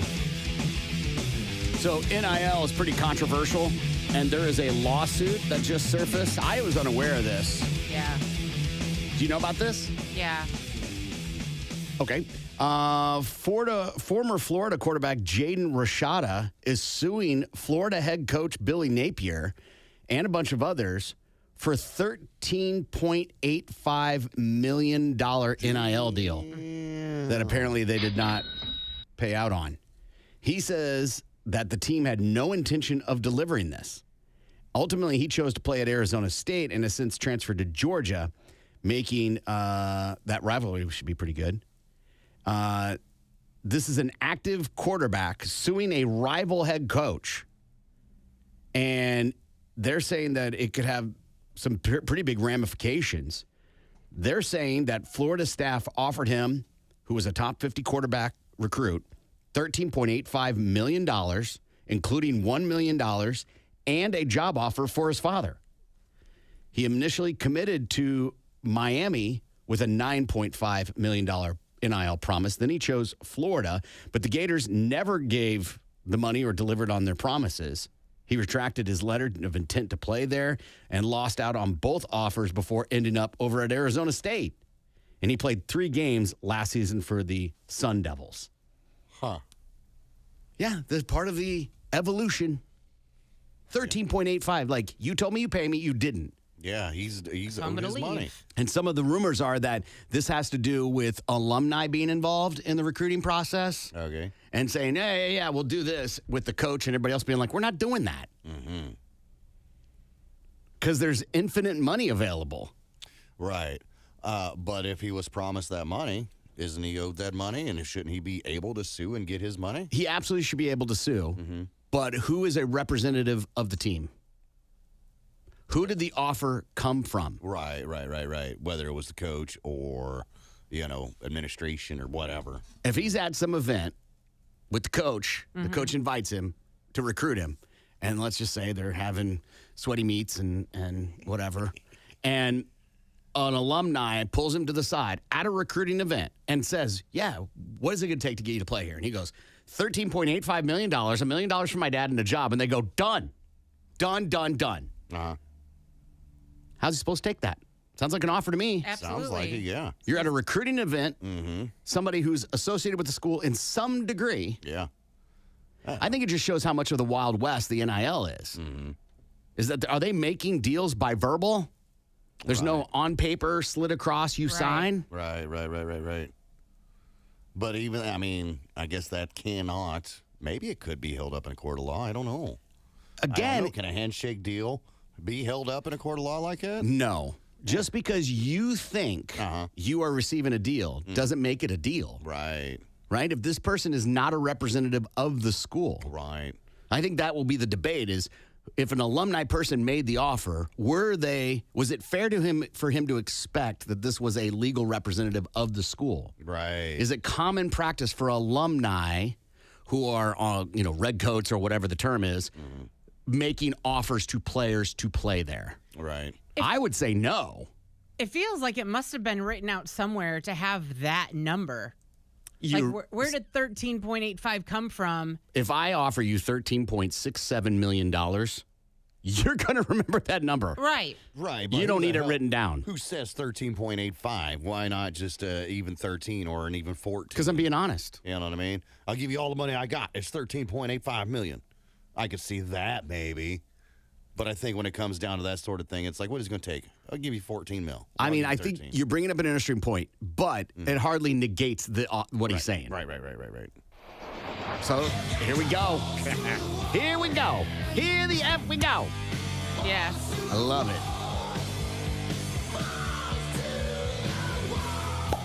LaMelo Ball is at the center of a controversy. According to WSOC TV, the Hornets guard is being sued after allegedly driving over and breaking the foot of a child. Tamara McRae is suing Ball and the Hornets on behalf of her son after she said the star ran over the foot of the 11-year-old after the Hornets' Purple and Teal Day in October. The family's lawyer said no claim was filed with Ball's insurance company to pay the medical bills because the police report didn't include his insurer or name. The Hornets were also named in the lawsuit since the family felt more safety measures should have been put in place during the event. So he was at like a parade or something. Yes. And that's your Balls to the Wall Sports. I'm Lindsay on 97.5 KMOD. Balls to the Wall Sports is powered by the award-winning service of Groundworks Tulsa. More of the Big Mad Morning Show is next. Let's rock. I looked at him as a good bad guy. he was taking out bad people. Like a Robin Hood sort of thing. That Yes. instead of robbing the rich and giving to the poor, we're just killing bad people. Jack the Ripper is another one, killing the whores of the world. Yes. If you think that's bad. Yeah. Dexter was not a good person. I thought so. I thought he was good. But he was hurting people. He was killing people for minor things, not huge infractions. Some of them. Bumped into me at the grocery store. No, Yeah. no. Some of them, sure, but not all of them. Oh, he wasn't doing it for bumping into me How at the grocery dare you store. take the last bagel at work? I've got the longest running game shows in television history. Fun. You want to guess one? Jeopardy. Jeopardy's on here. Yeah, Wheel of Fortune. Wheel of Fortune, of course. Mm-hmm. The Price is Right. Price is Right, of course. Okay, so those are the three basics. What about Press Your Luck? No. Yeah. So, Who Wants to Be a Millionaire? Really? 22 years. Password, 23 years. The Pyramid. What's My Line? 24 years. Pyramid, 25 years. Let's Make a Deal, 35 years. Wow. Now, does that count? Because it wasn't 35 years consecutive. It was Right. It was the Monty guy for a while, and then they brought it back with Wayne Brady. So I guess mash them together, it works. Yeah. I feel like it should be consecutive, like Price is Right, Wheel of Fortune, and Jeopardy. Those are all consecutive years. Yeah, I think if you work at KMOD and then take a break and come back, you get X number of years, Okay. right? Alrighty then. Ooh. Family Feud, 40 years. Okay. I was Wheel of Fortune, 48 years. Jeopardy, 54 years. This show I've never heard of because it's in another country. Des Chiffres et de Lettres. Sure, easy for Numbers and Letters, 56 years. It's still on today. Price is Right, 60 years. So that's the longest. Price is Right. Price is Right, yeah, Wow. is the longest one. Or is it going to be a thing that comes out like it did with Bob Barker that he had to kind of step away because He old. Mm-hmm. he like a miscusi. Oh, Yeah. I didn't think about that. Yeah. Well, it was a different time then. Right. It changes. Empathy towards humans. All right. 60 years is a long time, though, for a game show. Yeah, for sure. It just makes me wonder how long those are going to be on. Are they going to keep doing it? They're going to revamp it, make it different so they can keep that name going? Because really, that's all that people are going because of the name. People were watching because of the name, because they watched it growing up, you know. Everybody knows that when you're sick and you're staying home from school, you're watching The Price is Right. Yeah. You I know? think shows like Price is Right is a different game show, obviously, than like Jeopardy or Wheel, because they have to technologically evolve. Okay. They have to evolve the show and the games. Right. You can have some classics, but you've got to introduce new games on Price is Right, because technology changes and people's understanding of things changes. That makes sense. Wheel of Fortune, it's spin a wheel, earn points. Now, the how same they game. derive the letters and things like that, or on Jeopardy, can obviously change. But overall, it's the same game. Yeah. There's no need to change it. Tic-tac-toe, celebrity tip, whatever, doesn't last because you get annoyed. You get annoyed with just because you're famous doesn't mean you're awesome. Yeah. Right. Hollywood Squares. Yeah, thank you. Yeah. And some of these other shows, that's why I like Pyramid, and like it runs its exhaustion level. That's why they don't do just Celebrity Wheel of Fortune. You want to see people that are like, quote unquote, you win. Right. It gives you hope Absolutely. and a chance that you could be on that show someday and you could win that money. The number of people that are like, to know someone to be on Wheel of Fortune is rare. Think about all the times they come through and recruit people, and then how many people from here actually get on the show? Not very many, if you think about it. So where do those people come from? Well, they recruit people. Some are up and coming actors. Like they tried, because they have to fill it. Lindsay's tried to be on game shows before. One of the hardest parts about being on a game show is that you have to fly out on your own, put yourself up, and you might get on the show. Right. They don't pay for you to be out there until you finally make the final cut. And when you're on the show, you might just get the minimum, which is like $1,000 now or something like that, which you're like, that's a lot. It is a lot. Not after hotel and airfare and expenses. In California. In anywhere. Yeah. You go to any hotel, it's you're not gonna, even if you're gonna stay at the Comfort Inn. Right. And if you are, it's still $200. You're there a week. That's $1,000. It doesn't matter where it's at. You ain't staying at the Sunnyside Inn with the satellite dish painted yellow. Right. With all the crackheads and whores. Well, I mean, you can get that anywhere, any hotel, right? I call this day spa or dispensary. Okay. So basically, I've got some businesses. These are legit businesses in Tulsa. Oh, fun. It's either a day spa or a dispensary. Okay. Now, based off the name, you're going to chime in with and that's how you're going to buzz in. Corbin or Lindsay. Okay. Got You it. get one shot and one shot only because this is a 50-50 chance. There's no point in, hey, would you like to guess, Lindsay? He said it's a dispensary. No, it's a day. So you only get one shot. Okay. Whoever wins at the end, I got a big prize for you. Okay? Like a little nug, maybe? A prize? Yeah, that's what I'm hoping. Maybe. God knows you Trip to a have day plenty. spa? Right. So, day spa or dispensary, are you guys ready? Ready. All right, we're going to take it up from the top here. Euphora. Corbin, yes. That's a spa. Euphora is a dispensary. No points for anybody on that one. All right. Nirvana, day spa Corbin. or dispensary? Corbin. That is a dispensary. Corbin would be correct. Come on, Lindsay. You got to get in the game, woman. Get in the game. All right. Omni Oasis, day spa or dispensary? Lindsay. Lindsay. Day spa. Day spa is correct. So far, we're tied 1-1. La Fusion, day spa or dispensary? La Fusion. Corbin. Corbin, yes. That is a dispensary. Corbin, that is incorrect. La Fusion is a day spa. Poppies, day Corbin. spa or dispensary? Corbin, That yes. is a day spa. Yes, you are correct. Poppies is a day spa. 2-1 so far. Corbin's lead. OHG, day spa or dispensary? Lindsay. Lindsay. Dispensary. That is correct. Tied What'd up. you say? OHG. That's all it is. These are all the ones. I just found them on Google. Sure. I just simply Googled day spa and then Googled dispensaries and then found a bunch of them that Sure. are really close. I just They couldn't could hear. be I didn't hear confused. you Yeah. because you were going so fast. I didn't hear you. I OHG. didn't know it was I letters. wonder what that stands for. I have no idea. Nonetheless, moving forward, 918 Elevate, day spa or dispensary? 918 Elevate. Corbin. Corbin, yes. Dispensary. That is correct. Corbin's in a lead, 3-2. One Love Wellness, day spa. Corbin. You got to pick it up, Lindsay. Corbin, yes. That is a dispensary. Corbin, One Love Wellness is indeed a Wow. dispensary. Yes. Corbin killing it right now. Lotus Blossom, Corbin. day spa or dispensary? Corbin. That is a dispensary. You are wrong, my friend. You Lotus- might need to. Lotus Okay. Blossom is a day spa.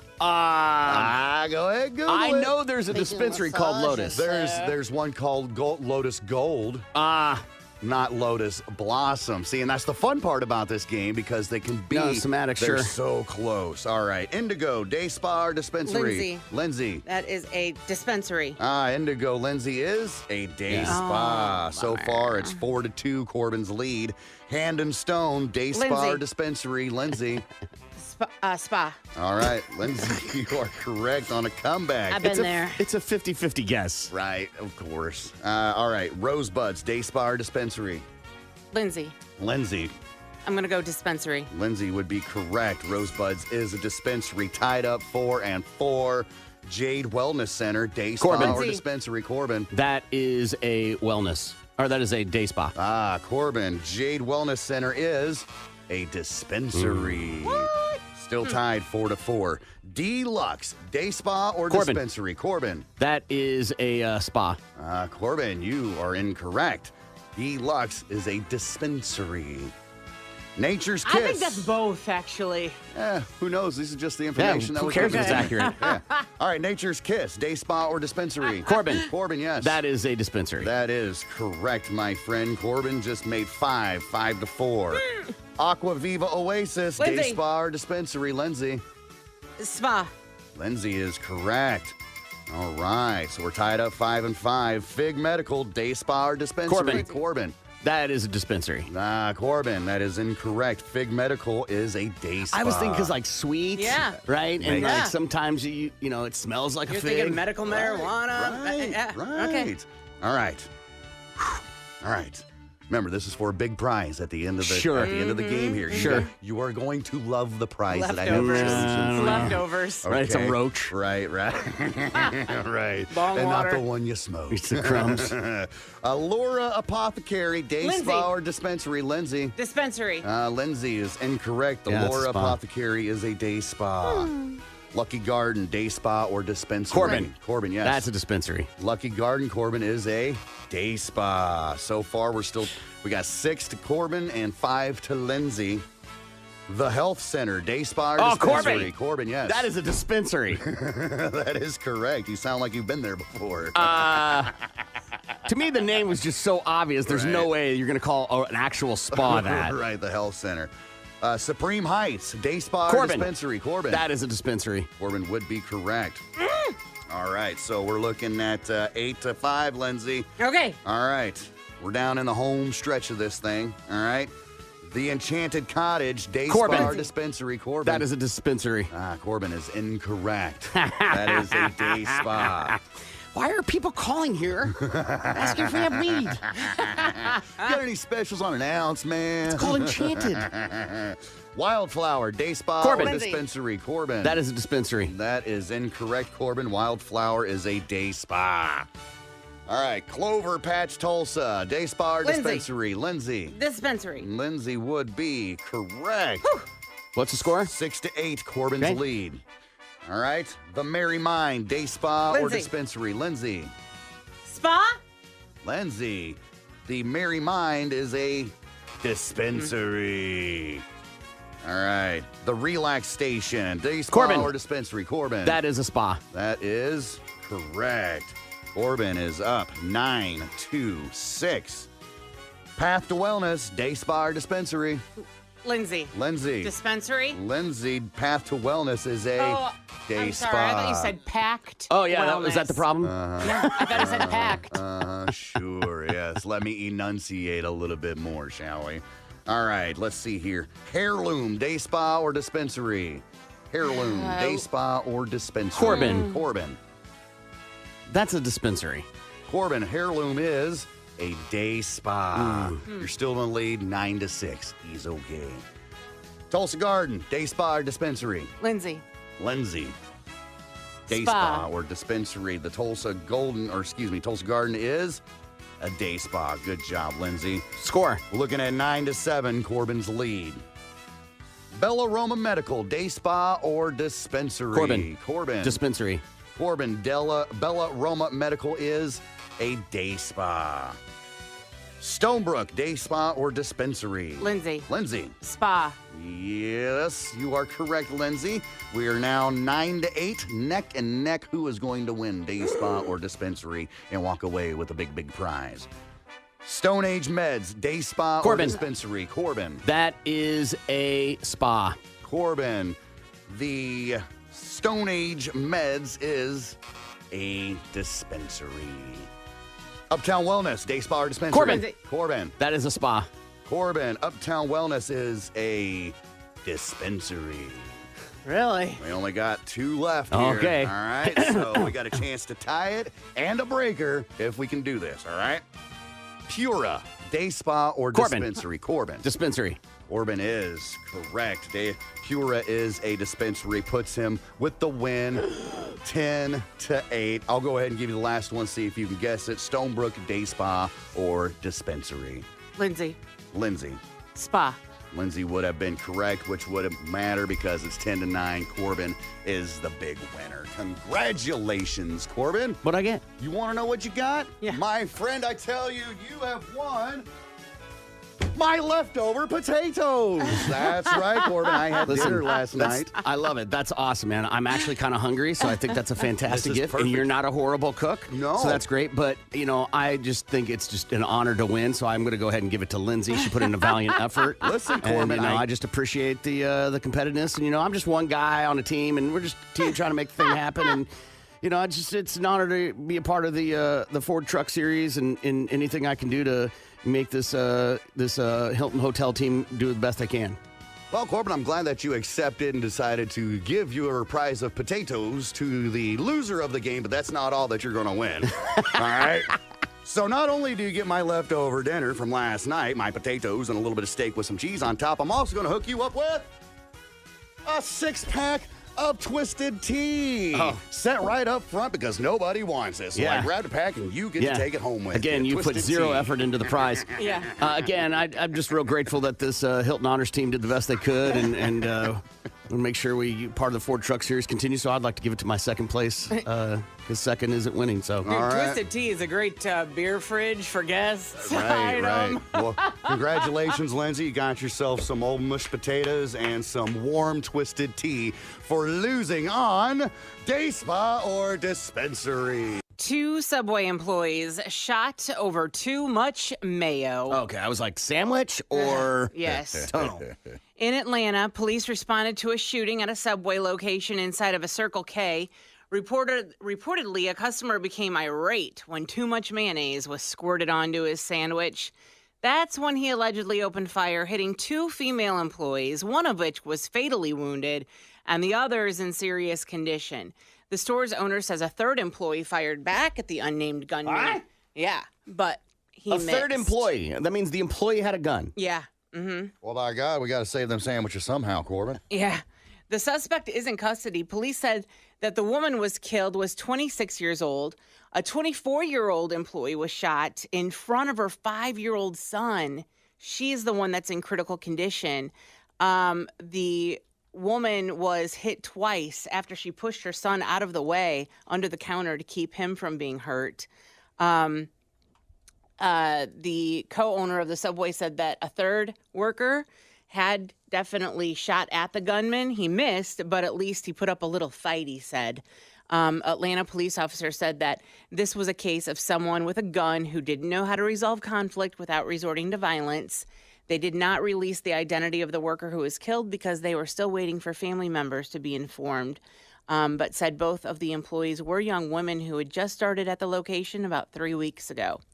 And the customer had been in the Subway location before without ever having an incident. The interim chief of police said so far arguments are the majority cause of homicides this year in Atlanta. There's a lot going on in this story. Boy, I tell you. Your 5-year-old kid was there? Yeah. That's what I thought was bizarre. Okay, I get it. You got to go to work. You can't find a babysitter, but Or can't afford one? Or I Can't was afford thinking one. too, or maybe she was going to get off in like 20 minutes and, maybe the dad dropped the child off. And, No, that's also not okay. Yeah, I know. It's a weird thing for the 5-year-old to be there. Two, another employee had a gun on him. Yeah. The other thing too with Subways, they're everywhere. right. There was a time that I believe there were more Subways than McDonald's and Starbucks and Dunkin' Donuts and all that. Like they were the most widely dispersed chain. Yeah, especially for sub sandwiches. Faux show. They had the corner market there. But then some other places started I think coming they're out. still pretty high up on the list. You think so? Absolutely. They're you go anywhere, there's a Subway. Yeah, I guess you're right. They've got 'em Anywhere. inside, They're so gas stations easy. and stuff. It's not like a Chick-fil-A, right? Like you go, there are towns that just don't have Chick-fil-A's. I would bet almost every town has a Subway yeah. sandwich shop. And if you're putting too much mayonnaise on mine, I'm giving you a tip. If I don't have to ask for it. Here's the deal. You can tell them to stop anytime because Yeah. you're sitting there watching them make your sandwich. You see how much of everything that they put on. You could have been like, whoa, whoa, whoa, whoa, whoa, dial it back on the mayonnaise, Yeah. man. Or you can say light mayo or Right, but what's light mayo? light on the mayo. Yeah, but how much is so light? Your light a and little my light are squirt. not the same. Yeah. And I'm the artist here. All right. These are the most True. popular sandwich chains in America. Okay? This is what it says. Blimpie? Have you ever had a Blimpie? Yeah. I have, but it's not most popular. It's the most locations, Okay. right? Okay. Because I can name my favorite sandwich shop, but it's not everywhere. Right. And I would wager the majority of people in this town have never eaten at it, right? So you can't go with most popular. You have to have which sandwich shop has the most locations. Largest sandwich chain in the U.S. Oh, here we go. Fun. This is as of 2020, so it's a couple of years old. But it says largest sandwich chain. So does that quantify? I think so, yeah. As it could be. Sure. Okay. Continue to the site. Subway comes in at number 6. Oh. It has their rankings on here. What's number 1? I got to scroll down. It doesn't have a number 1 listed on the quick list. Well, what's number 5? Listen, here's how it goes. 6, 18, 34, 46, 58, 63, 69, 89, 99, 100. There's nothing really. It says rank in there. Okay. So, all right. So the list you're looking at, those are sandwich ones on the list. So the number 1 sandwich shop is Subway, but it comes on number 6 of all, like, probably fast food. Probably so. U.S. sales and U.S. units. Subway did 10,000. This is the 2019 numbers. Did $10,000 in 2019 with 23,801 units. So is that sandwiches sold? Or locations. Yeah. Here's the thing, is when you go, there's been many times I haven't said light mustard or whatever, but sometimes I get more and sometimes I get less. There's no consistency with the... Right. Yeah. A lot of that's on the sandwich maker, sandwich artist, whatever you want. I am confident that after her 2 weeks of working there, she had diligent training. She sat back there and watched the videos, man, before she started the job. There's no video. There's no orientation videos. Watch Spider. Make sure you powder your balls. We're changing. It's not patio parties. It's now powder your balls parties. I like that. Are you going to bring the powder? Are you going to be doing the powdering? Who's powdering? Every patio party Powder since the before you age of come. time. Right. Every single one. Powder them up. Absolutely. Do you just like put a pile on like the counter and just kind of dip like you would your donuts and your coffee? No. Or? So what I do is I put it in my hand, right? And then I waddle into the carpeted area in the closet, right? Okay. And then I have to it's kind of like a squat. Okay. And then I do the sides. Okay. And then I go underneath. Okay. No padding at all whatsoever, just kind of. No padding. Okay. It's not padding. It's not playtime.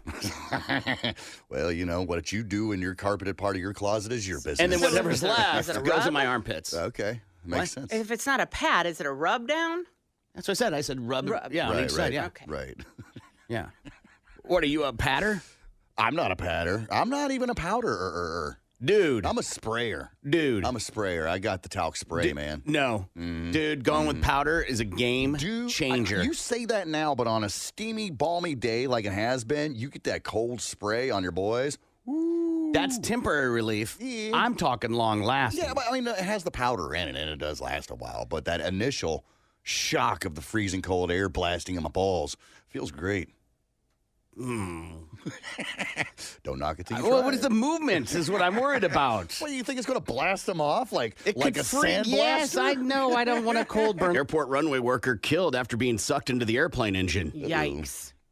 Federal officials are investigating the weekend death of a grounds worker at the Alabama airport. NTSB said the worker at Montgomery Regional Airport was killed after he was sucked into the engine of an airplane. It happened Saturday afternoon, according to the NTSB. The American Airlines plane had just arrived from DFW when a ground support personnel was ingested into the engine. The unidentified worker was employed by Piedmont Airlines, which is a subsidiary of American Airlines. So, you know, if you look at an engine, when it's not moving, it's got the little curly Q. That is on there to know if the plane engine is on. Well, that makes perfectly good sense. I guess it didn't work for this guy, though. He may not have been present that day or skipped that part of the training Right. process. I wonder what that is. Dude, I don't even think you probably have time No, you don't feel anything. to. And does it? So when I was in high school, we had a family friend that owned a chicken farm, and during chicken harvest season, we would go and he'd pay us, and you make good money, right? Yeah. And you load up just the females, you don't load up the males, but you have to kill the males, and you're supposed to pop their necks and throw them in one of the cages, and then they get collected later, right? Yeah. Okay. Yeah, makes no sense. I'm sorry, cancel me. I don't know. I'm just saying that's the way it worked. Some of us, not me, would throw the chicken into the industrial fan. That chicken into the industrial fan, which are those big. Boom, boom, boom, boom. No, not me. Have you seen my throws? I would never do. Listen, Pepsi bowling champ of the 8th That's grade. not throwing. You got to throw a ball. It's rolling. Whatever. You rolled that rooster on into the fan. And it kind of like would. The point being is it would stall the fan wouldn't just keep running. Right. Right. Like it kind of would. Yeah, bog down a little bit. Yes. Yeah. Is that happening with an airplane engine? You would think. You would think. But if that's the case, if something that ends up getting sucked into the engine is automatically going to shut the engine off, that would not be a good idea for a plane. Because ducks, geese, birds, Superman, whatever. Yeah. I mean, the movie where they landed the plane in the headset, that's what that was about. Yeah. So if it was going to, shut off anytime something flew into the engine, well, they wouldn't be on the ground or they wouldn't be in the air. And what type of plane are we talking about? Mm-hmm. A big one, a small one. If it's a regional airport, seater? it's hard. No, it ain't a big one. But anyway, crazy. Got to take a break. It wasn't me. I didn't do it. That was 30 years ago. Did you get any of the guts on you? What is it? No, are you looking projects at out. A statute of limitations here to see if it's okay? Totally. Let's throw I your didn't say okay. cocks in the fan? Come on. This says, I'm about to get divorced from my wife of 10 years because I made a stupid mistake and had a one-night stand. We got in an argument. I left, went to the bar, slept with some woman, and almost immediately the guilt took over me. She has told me it's over, but I have to try. What can I do to get her to give our marriage a second chance? 918-460-KMOD. Bmms, then whatever you think he should do to 82945. Let's entertain the idea. What are some things he could do? How about a vacation? Ooh. You and me, let's have a vacation. Let's go to some beautiful, exotic place and talk out my inability to keep my penis in my pants. Yeah. Having kids usually fixes that situation. Maybe if you're lucky, you'll get to do that. Vacations are nice. Absolutely. Can you work on a But problem on a vacation, Lindsay? I don't think so. Because This once isn't a you get problem. This is a back- crack in the foundation. Absolutely. Because once you get back, everything's right there, Yeah.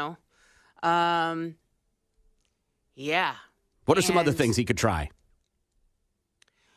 I think he Entertain the begs, idea. goes No on bad ideas. Hands and knees and Begs? what do you want me to? I will do anything you want me to do. Yeah. Horrible way to get into a conversation with somebody, right? And this is why. Because you want to fix it, you have to come up with ideas. Not me. Mm-hmm. You want to fix it. Why do I have to tell you how to fix your problem? Not just this, any scenario, if you have to go to the person and be like, tell me what I have to do to fix this, then you shouldn't be in it. It's a horrible way to get into a conversation with somebody to try and rectify a problem. Because it means you don't know. You haven't even entertained ideas. Right. How about a candlelight dinner?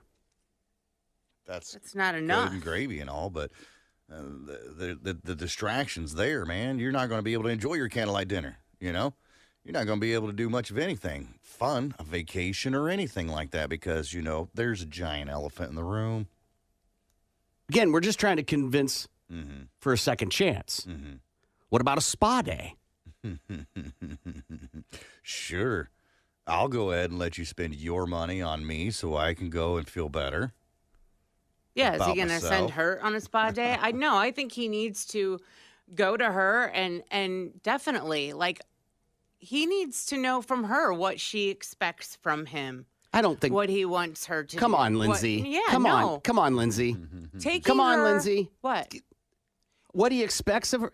What Don't she have sex wants with him other to do. people. Yeah, absolutely. That's what the expectation is. Absolutely. But he's done it. He's done the damage. Yeah, so we're He's talking about a done the second damage. chance. Exactly. So what do we're just talking about crazy ideas. Yep. Commit to an idea, Lindsay. Yeah. So going on vacation, sure, it's nice, but now he gets to go on a vacation too. It's almost like, I don't know if I want to go on a vacation with you right now. Hall pass. You want a crazy idea? Give her a hall pass. Give her an opportunity to even Stevens this thing. Okay. And she doesn't have to tell him about it. Ever. Well, no, she knows about his, so I feel like it has It's to be only even. fair, yeah. Yeah. If it's even, it's even. No. Why do you not get to tell anybody? Maybe she doesn't even take him up on it. He'll never know. You know what I mean? Let him wonder. Did she or didn't she? Yeah. Usually works. It usually does. Yeah. Withholding information. Yeah. People have already texted him what my feelings are on this. To me, it's quite clear. But they are asking. Yeah. Right? They are going, what's some scenario? What's a scenario? What is a possibility? Brandon is on. Hey, Brandon, how are you? Good, how are y'all? Good. What do you think? From a person who's been cheated on multiple times, I say the damage has already been done. But if he wants to win her over, they've been married 10 years. Renew your vows. Make new vows. Tell her you're committed to her and only her. You know, just go and renew your vows. That might win her over. You never know. Right, a mulligan. Right. Yeah, pull a mulligan. Yeah. Pull that mulligan card. Pull it all day long. You said that you've been cheated on multiple times, Brandon. Would that have worked with you? No, because I stayed with someone who cheated on me 9 times. Whoa. Yeah. Are you But blind? Are you blind? Well, I lived 7.5 hours away from my family at the time, so I was kind of forced just to stick around because I was in a state I didn't know. I wasn't from that state, so I stuck around and rode out the roller coaster. What was her excuse on the 7th time? His excuse was I was away from the house for 2 weeks on walk, and he got lonely. So this is your boyfriend? Yeah, it was my ex. Yeah. But when he said that, I was like, yeah, I'm done. I took the call around midnight when he was drunk, took the call, and I left and never looked back. Had to rip that Band-Aid, huh? I just left. I was done. Wait, that was the 7th time. Yeah. And then And then you took the came call back. Took the call back because I was like, oh, maybe you changed. Then the 9th time was finally the draw. For him I'm just being really honest. Him cheating 9 times, do you blame him or yourself? I blame myself for being blinded by love. But it wasn't. Stupidity. No, it wasn't, though. No. It was not my fault, but I mean, I kept going back. No, it's your fault. It wasn't love. It was my own stupidity, trying to think I can change someone. Right. Hope. Well, it was hope. You were hoping. You were hoping he'd love you. Yeah. Yeah. Right on, man. Brandon, have a great day, man. You too. All right, see you later. These texts are good. Scott is on. Hey, Scott, how are you? Good. How are you? Good, buddy. What do you think? You know, let's be real. I love some of the comments, and you guys especially, but let's be real. You're not going to be able to give her a hall pass because we as men are never going to forget that. We're never going to stop dwelling on it. And, you know, we're going to be the demise of that at that point. I think there's only one way to really do it. Either walk away because you can't tell me guilt took over after. You were enjoying it then. You went out for that purpose to go meet somebody. So either open this up to an open relationship, ask her, hey, do you want an open relationship, or walk away now, brother, because you lost it. Let me ask you, Scott, what would be an argument they would have had that would have not justified him cheating, but going out and being completely reckless? Like what's something? Well, she would have had to cheat. I mean, the only way I'm ever going to cheat is she walks to me and says she just cheated. I'm walking out. I'm going to get me some, and I'm done with this relationship. But then, I mean, you're I mean, not let's really be real cheating as at a that man. point, are you, Scott? You're Well, you know, until that divorce, I get it. But there's no hall pass or dinner or vacation. I agree with her vacation. I mean, she's not going to forget that. I don't care if 5 years down the road, that's going to be in every argument you have. Mm-hmm. So you might as well either walk away or open this thing up and let's become swingers. Just walk up to her with a pineapple in hand. Right on, man. Upside down it, baby. All right, Scott, have a great day, friend. You too, guys. All right, see you later. Got a great idea to fix the situation. I hear that, like, if she cheats, I'm going out right and cheating, and cheating right away. It's going to be like the movie Hall Pass. I'm going to Applebee's and having wings and going to bed at 9. Like, yeah. Right, because that's our routine now. No, That's where we're at. No, I don't have the game. Like, what are you talking about? It's not like I'm turning down women every time I go out the door. You go to the bar, you wait till about, 1:45-ish. Oh, You find the biggest woman with the least amount of teeth in her face, and you say, you're coming with me. I got to be honest. If I'm cheating as revenge, it ain't just going to be on crumbs. Listener email, I'm about to get divorced from my wife of 10 years Homeless because people eat out of garbage cans, Corbin. I made a stupid mistake and had a one-night stand. We got in an argument. I left, went to the bar, and slept with some woman. Almost immediately, the guilt took over me. She's told me it's over. But I have to try. What can I do to get her or to give our marriage a second chance? Lindsay.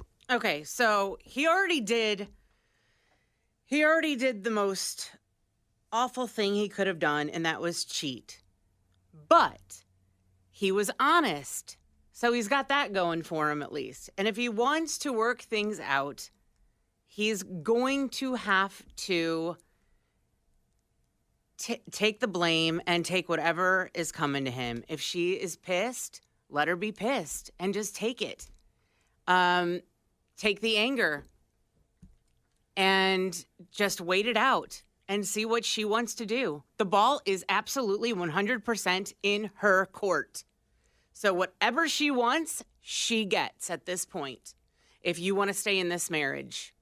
If she wants to go through therapy, then you guys are going to go to counseling together. If she wants just you to go to counseling, then you're going to have to go to counseling. Because the ball is absolutely 100% in her court. Gimpy. Yeah, man, there's really nothing you can do, honestly. Just sit back and take your lumps as they are, all right? If she wants it to work, she'll figure it out. She's going to be mad AF for a long time, and you're going to have to deal with it. You're going to have to deal with being boring. There's not going to be any time going out with the boys or going out and doing whatevs, And if you can't handle that, then you need to walk away. You need to realize, well, I effed this one up. I'm just going to go ahead and take my ball, and I'm going to go home, and then I'll come back and play the game another day. You know what I'm saying? It's just there's nothing really you can do. Just let time pass it on by. That's it. I'm sorry. I have no gimmick for you that will work. You tell her you want it to work. You made a giant mistake, and you're willing to work through it. She doesn't hear that. You got your answer. It's pretty black and white, man. Yeah. You have to eat your S sandwich. And when you go on and date in the future and be asked what happened with your marriage, you got to be honest. You S'd the bed royally. And so either you tell her what you want and hope she appeases you, but why beg someone to be with you? The Huffington Post has a list of the rudest things to avoid when you're visiting someone's home, like things you shouldn't do, right? Oh, okay. Touching or moving things. Well, yeah. Oh, so like I'm guilty of this though. Like if a picture I'm shocked. If a picture is crooked hanging on the wall, I'll straighten it. Why? No. Why? It's not yours. Exactly. Nope. Because I'm sure that it wasn't supposed to be crooked. You don't know that. Some people like things off kilter like that. I'll even mention it. I'm going to fix that.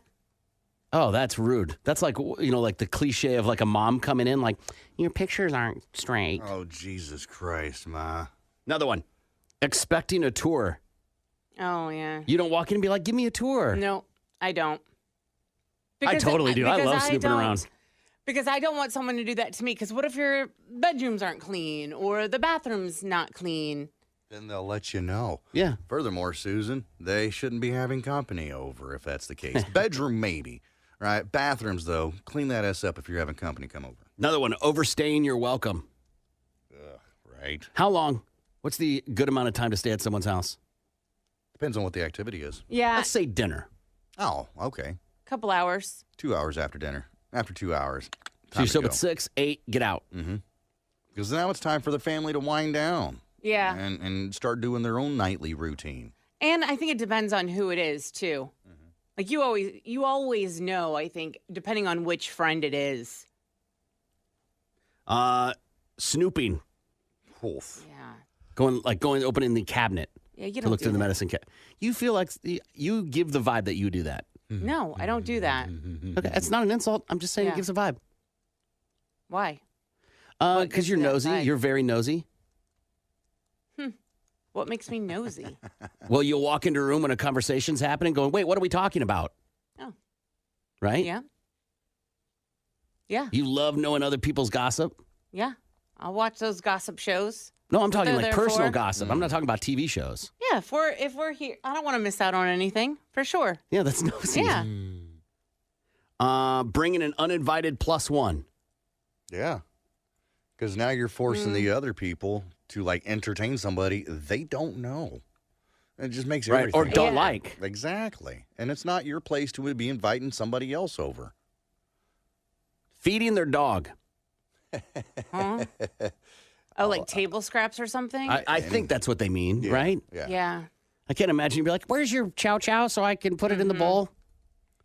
Yeah, some people do that. Some people think that because they feed their dogs table scraps or popcorn or whatever, that they can do that with your dog. That's good that your dog's stomach has adapted to that, but now you're going to make your friend's dog crap all over their house because it's not used to that. Showing up empty-handed. I don't think that's that bad. I mean, do I have to bring potato salad every time I come over? No. Exactly. No, I always take something. Yeah, I always take a bottle of wine. Okay. Always, always. All right. I usually got my medicine on me, so that just works out perfectly. Yeah, but that's not extra, right? Like you said, it's like offering him a cigarette. Right. I don't have to share with you, though. That's the thing. I don't have to. Yes, but you're not going out of your way is the point, right? Listen, I'm the guy that goes to Walmart and gets the cookies for the potluck that we're having here at work, okay? Do you expect more from me? Yeah, I think if you go to someone's house and they're making, like, let's just say dinner still, you got to take something. Yeah. I did. I brought Even my a appetite. dessert or wine, whatever. Yeah. Something. It's just manners, Gimpy, right? Right. Yeah, sure. No? Listen, y'all invited me over. Okay, cool. I'll come over and have dinner. That's all right. Doesn't mean I have to bring a bottle of wine or a 6-pack or a bottle of anything for that fact. That's that. Unless you say so, hey, BYOB, bring a bottle, bring a side item. We'll get the main course. That happens to me a lot. We got the main courses. Come on over for barbecue, whatever. Bring a side item. All right, cool. Tater salad it is. I've never gone to someone's house and, like, looked around and said to myself, that's so dirty here. Oh. Ugh. Wow. What, do they have lives? Right? I don't go, their sheets, they didn't even make their bed. I don't do all that. Oh, I bet you have. Look down my No. nose at you. Because life happens. Depends on the level of the filth, right? If you walk into somebody's house, If you're and a it looks hoarder? like hoarders, yeah, exactly. I ain't going to your house. I already know you're a hoarder. But this is the first time you didn't realize that they were disgusting people or hoarders until you walk into their house, Oh, right? no. You get can read a totally hoarder a thrown mile off away. guard. No, you can read a hoarder a mile away. Hoarder. Yeah, you can read a hoarder a mile away. You just tell by the way they dress, their lack of showering. Or by their vehicle. For sure. Yeah. For sure, right? I think absolutely. But you still don't say anything. You just kind of watch where you sit down, maybe scooch the newspapers or whatever, Yeah. paper plates with leftover pizza rolls on them, and hang out for a little bit. And I gotta go. I got it. If I'm going to judge, I'm judging, like, I'm going to judge the food. So I'm not going to judge, like, hey, your bed wasn't made. No. I'm going to judge, oh my God, you served Brussels sprouts or whatever that is. Right. I'm not going to get all like, ugh, you didn't clean for my arrival. Right. 'Cause you're right. Life happens. Life especially happens. if you've got small. Good morning. It's the Big Mad Morning Show, 918-460-KMOD. Not a lot of people are aware that when you go see an artist, that the person who's playing guitar or somebody that isn't really known for being in the band, like let's just say Madonna, you're not aware that that guitarist might also be the guitarist in another band. Right. And in the Madonna example, Monty Pittman is the guitarist for Madonna. He's also the guitarist for Ministry. Who'd have thought? Right. And also Madonna's guitar coach. And he's a giant fan of Pantera. Okay. And apparently Madonna was playing Pantera at a show. And I have her playing Pantera at a show. I have not pre-heard this. Oh, We will God. discover this together. Oh boy. It's got to be good. Yeah. Does it? Sure. I mean, Pantera isn't exactly known as the Neil Peart of music. I don't know, man. Dimebag's pretty good. 100%. 100%. Dimebag would be the Neil Peart Oh, of guitars. okay. So here's Madonna about playing some of Pantera's A New Level. Okay, here you go.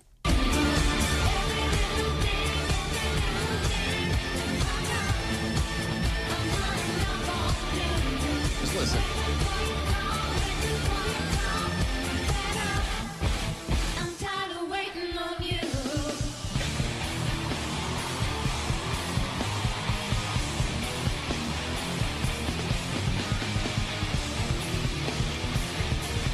Awesome. Yeah, the instruments. That's her. That's her playing? Yeah. Yes.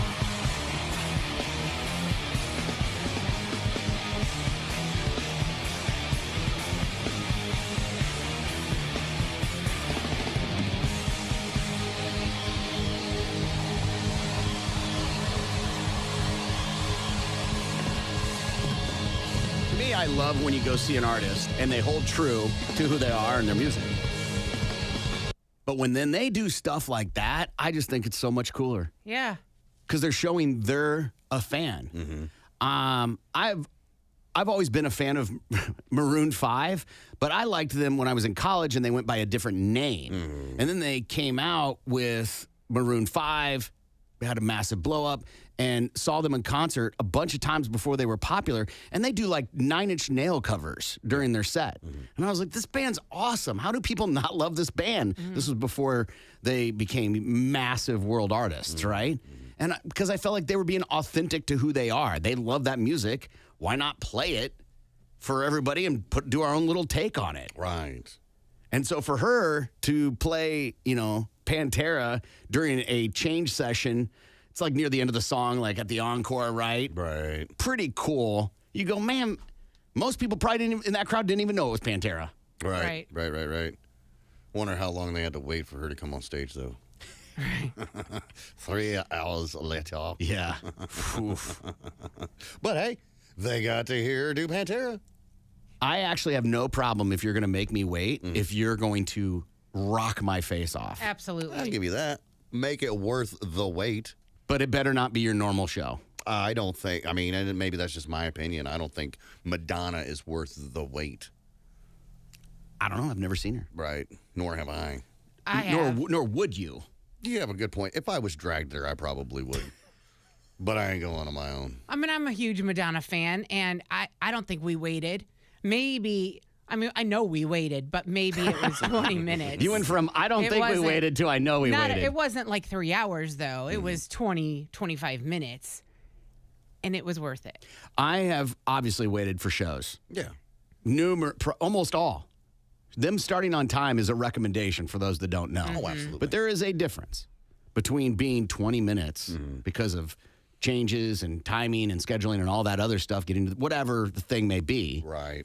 and hours. Yeah. Yeah. And when you start adding 60 minutes to when you were supposed to go on, and it isn't like the other band's playing and then you wait, right? And you're seeing the set change happen. Right. No, the set has changed. Yeah. And it's just an empty stage waiting. Yes. Waiting. And the lights are on and all that. Yeah. Or you're waiting outside the venue. I can only think of one time that sticks out in my brain that I have waited a long duration of time for an artist to play. And you were okay with it? No, Who was it then? it was Garth. Okay. Oh. It was like 2 o'clock in the morning or some Yeah. crazy thing Yeah. with my Yeah. pregnant wife. Yeah. Guns N' Roses for me. At Rocklahoma. Waited almost an hour, if not an hour. I mean, I get the anticipation, but there's a fine line between anticipation and annoyance. Right. Mm-hmm. And it quickly like 30, 40 minutes after like the stage hands are clearly done. Yeah. I'm like, okay, come on. We got it. You're a big deal. Right, and it's not like they play the longer to make up for the wait that you had. Right. A lot of venues have curfews. Yep. It's like we're shutting you down at 11 o'clock. We didn't show up until 10. Yeah. Well, you get what you get. Or you didn't show up till 10:30. Sorry. Right, and then sometimes there's even a rift between the promoter and the artist on why they do that, punishing the fans. We waited an hour and a half for Maroon 5 once, and I was so disappointed because I thought their show sucked. Yeah. Yeah. Well, how you got abs like that take time, Lindsay. Right. That's what I'm saying. Well, when he was messaging all those girls for after the show. Right. Right. All right, take a break. We'll be back. Tulsa's morning show. Penguin, yum. I'm going to name some dishes. You give me a scale of 1 to 10, 10 being awesome, Okay. and 0 being pass. Okay. Okay? Lindsay, you're in on this too. Okay. 10 being Let's awesome, start 0 let's being start nothing. basic, Okay. right? Yeah. Spaghetti. Lindsay? Oh, 10. Okay. Gimpy. 3. Okay. Fettuccine Alfredo. You can 10. You can say 10. Could I say 11? Gimpy? Oh, What kind? Is it seafood or is it chicken? This is just the cheese. This is Just no the chicken, sauce no and noodles? Yeah. 0. Okay. Manicotti. So manicotti, for those who don't know, it's a ricotta. Mostly the time it's a ricotta-based filled noodle. Big ol' honkin' noodle, too. it's a 6 for me. Okay. That's a 0 for me, dog. Okay. Stuffed shells. 6. Okay. Gimpy. 2. 2, if that. I'm struggling for a 2, bro. Okay. That's fine. Yeah. Lasagna. 3. Wow. Gimpy. Who's making it? Whoever your favorites is. It's even my mom's lasagna. That would rank like a 2 or 3 for me, and that's because it's mom's. So lasagna, just in general, Yeah. that's a 1. Chicken Parmesan. Chicken Parmigiana. 9. Never had it. What? Crazy. It feels crazy. yeah. So that's going to be a 0 for me, dog. Oh my God, dude. Chicken. Oh my gosh. Is it the eggplant and the? Nope. That one's good too. That's different. Okay. Yeah. I don't know. All right. Chicken piccata. Chicken piccata is the lemon chicken. I know. It's lemon. Yeah, 7. That's 0. Oh my God. Like we went to that fancy Italian place for the boss. What was that, last week? His lunch or whatever. And I'm looking at the menu. I was like, Mondo's, great Italian restaurant. Mondo's. I respect them and what they do. It's just Italian is not for me. I'm like, I don't know what to get. Everything on the menu had either mushrooms or lemon on it.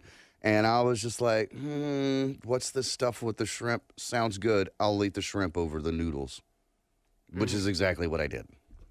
I mean, I wanted to see. All right, so let's just go with a couple things here because I'm trying to find fried mozzarella.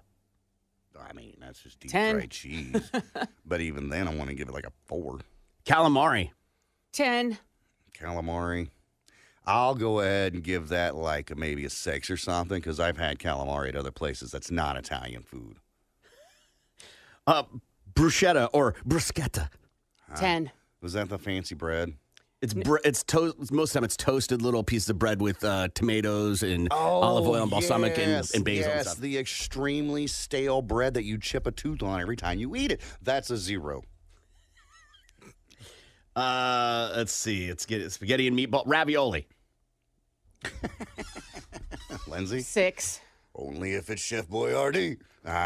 Which actually his name was Chef Boyardee, but we had to Americanize it. Yeah. Give me your rating, Mr. Wikipedia. 1, Tortellini.